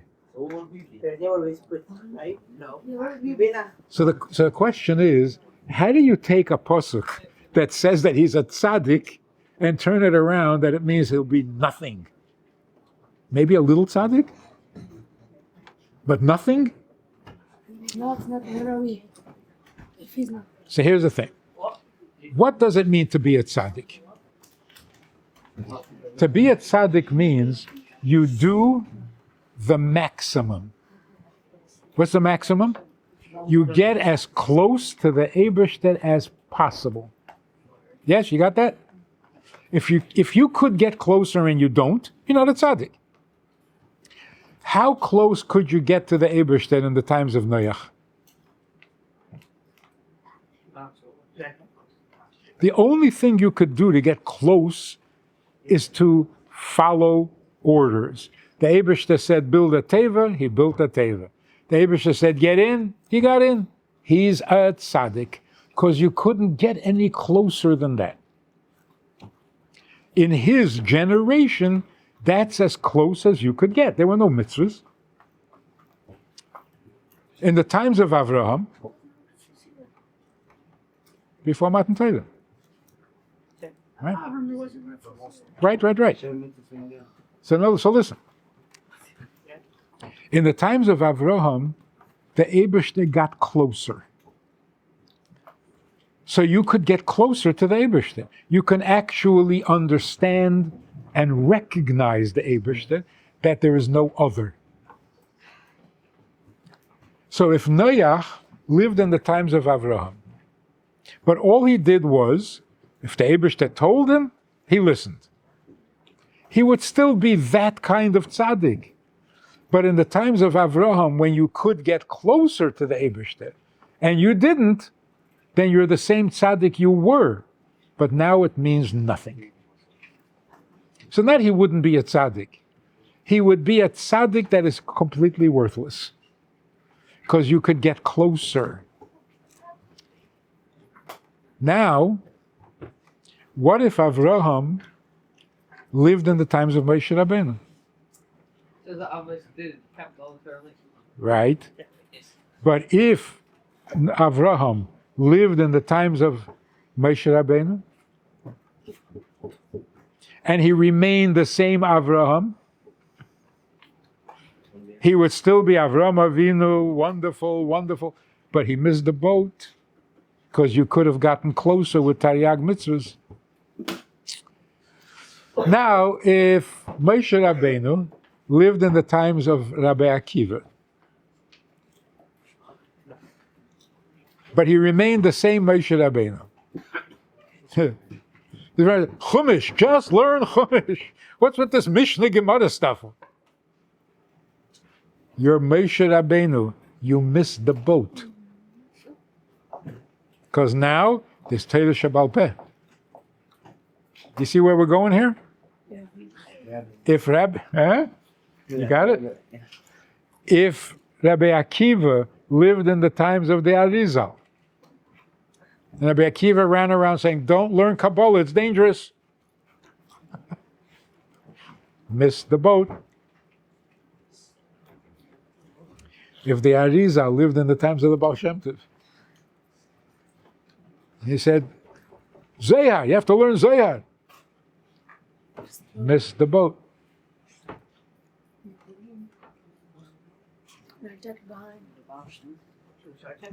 If the Alter Rebbe lived in the times of the Rebbe and said you have to be a Beinani, you missed the boat. You have to bring the Shechina down Lamata Dira B'Tachteinen. Whether you're a Beinani or not, who cares? You don't realize where we're sitting now. No Noach, no Avram, no Moshe Rabbeinu, no Rabbi Akiva, no Arizal, no Baal Shem Tov. Dira B'Tachteinen. This is it. We got to finish the job. You going to work on being a Beinani? What? And that's going to change the world?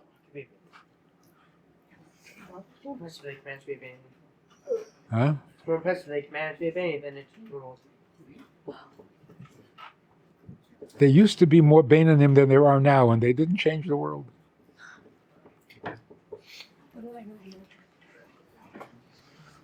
So you're saying that Doom of saying then is not? Doom of saying then was not? They didn't know what to say. But they were like... How come? Because that was, though? yeah. That closeness was not available. Now it is. Do you think anything changed from now than from working with Tammuz? Or? Probably. Time doesn't stand still. Dispatch harder than internet. Are we closer to Mashiach now than we were before Gimel Tammuz? Yes. Of course. Otherwise, we're in big trouble.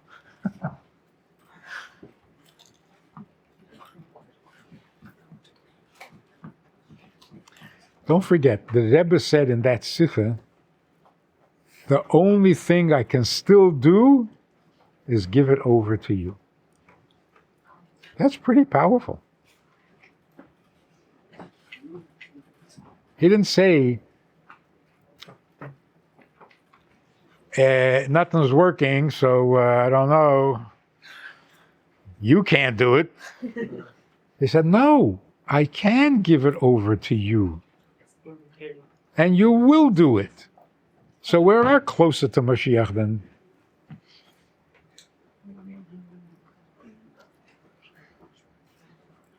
Much closer. The world is closer.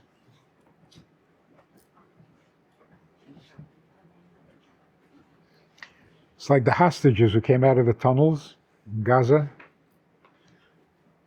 They came out wanting to keep Shabbos. This never happened before in history. A person goes into a tunnel, is a captive, is a hostage, without Shabbos and comes out saying, yeah, Shabbos. What? Where does Shabbos come from?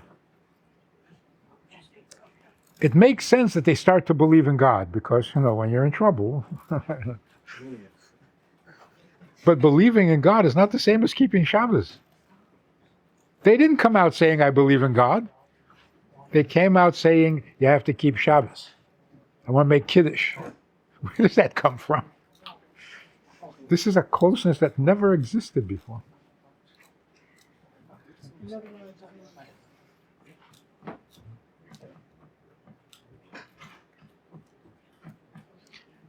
So what you're learning, you have to really understand because that's going to change the world.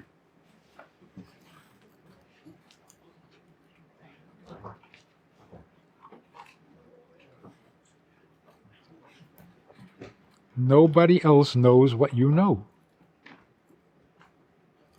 So you better know it well. Because you can't rely on anybody else.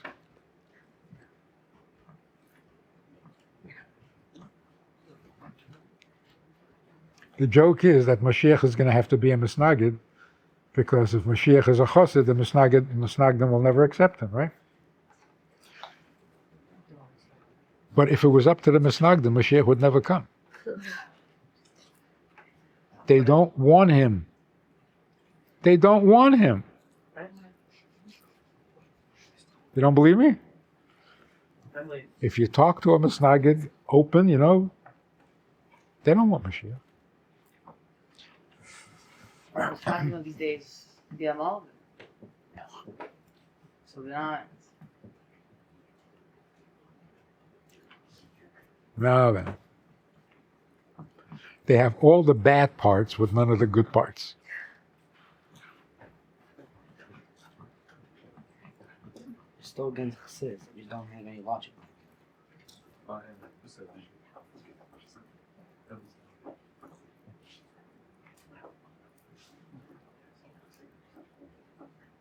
Saying they're happy here with the Gemara and the Chon, naps and Shabbos. You see, if Mashiach comes, then people will stop dying. If you don't die, how can you go to Gan Eden? We know when Mashiach comes, we won't begin. They don't understand that. They don't understand that Olam Hazeh can become greater than Gan Eden. Greater than Gan Eden? You mean I've been working for the wrong thing all my life? They don't want to hear it.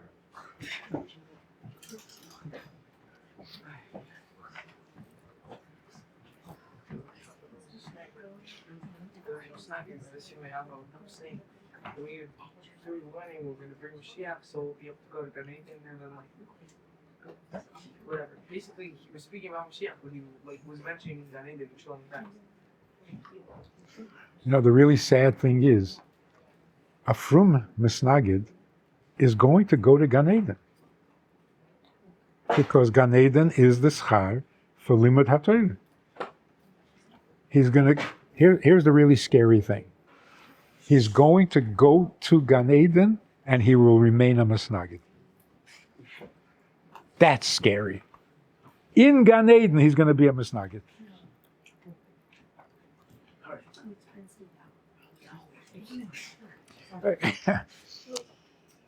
I'm going to go to Gan Eden because I'm a Gadol.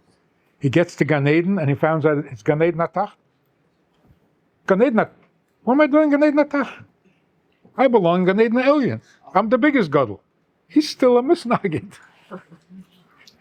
Even in Gan Eden, he's going to remain a Misnagid. That's why there's no hope. They're hopeless. So debates are not worth it. Huh? So debates are not worth it. The Debates. debates? No, the mindset's not hopeful, but the people are. They be able to teach the person in No. the mindset. Gan Eden will not cure them. That's how scary it is. In Gan Eden, they're going to be Misnagdim.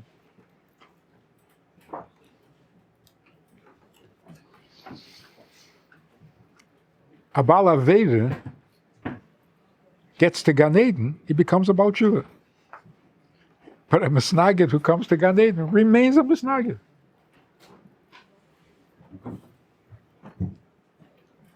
Scary.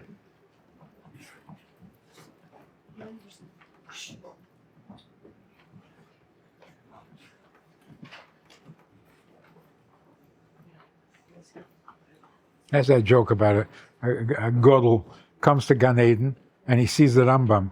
And he says, I have a kasha. You wrote over there such and such, and that doesn't, it doesn't. And the Rambam says, I never wrote that. It's a mistake. I never wrote that. So the guy says, oh, come on. That's how you for the Rambam. Where's your pilpul? Where's your godless? You didn't write it. You did write it. Who cares? Make a pilpul. Show off a little learning. You didn't write it.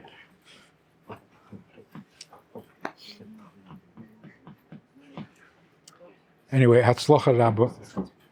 Make sure you understand what you're learning because you're going to have to teach it. The whole world is going to need to know what you're learning. And you have to be able to explain it to people. Practice. Practice explaining it. That's how you get ready for Mashiach.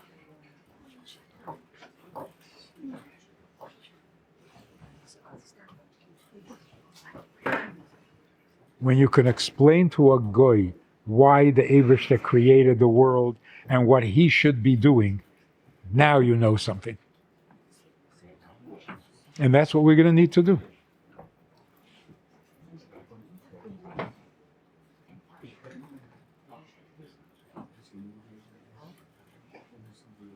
If a guy asks a Masnagid, what did God create the world for? They would say, for Yidden to get to Gan Eden. And the guy says, and what about me? He says, you're not important. You'll probably die soon. They're really...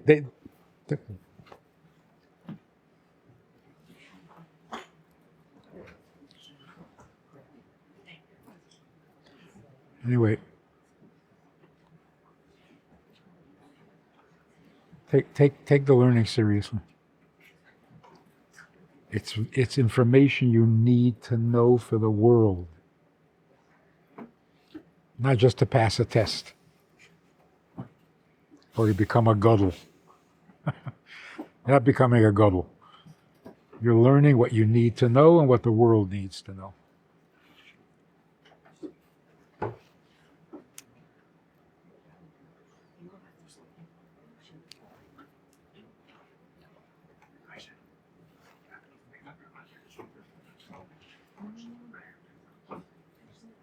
Marvin's over there, you're Marvin here.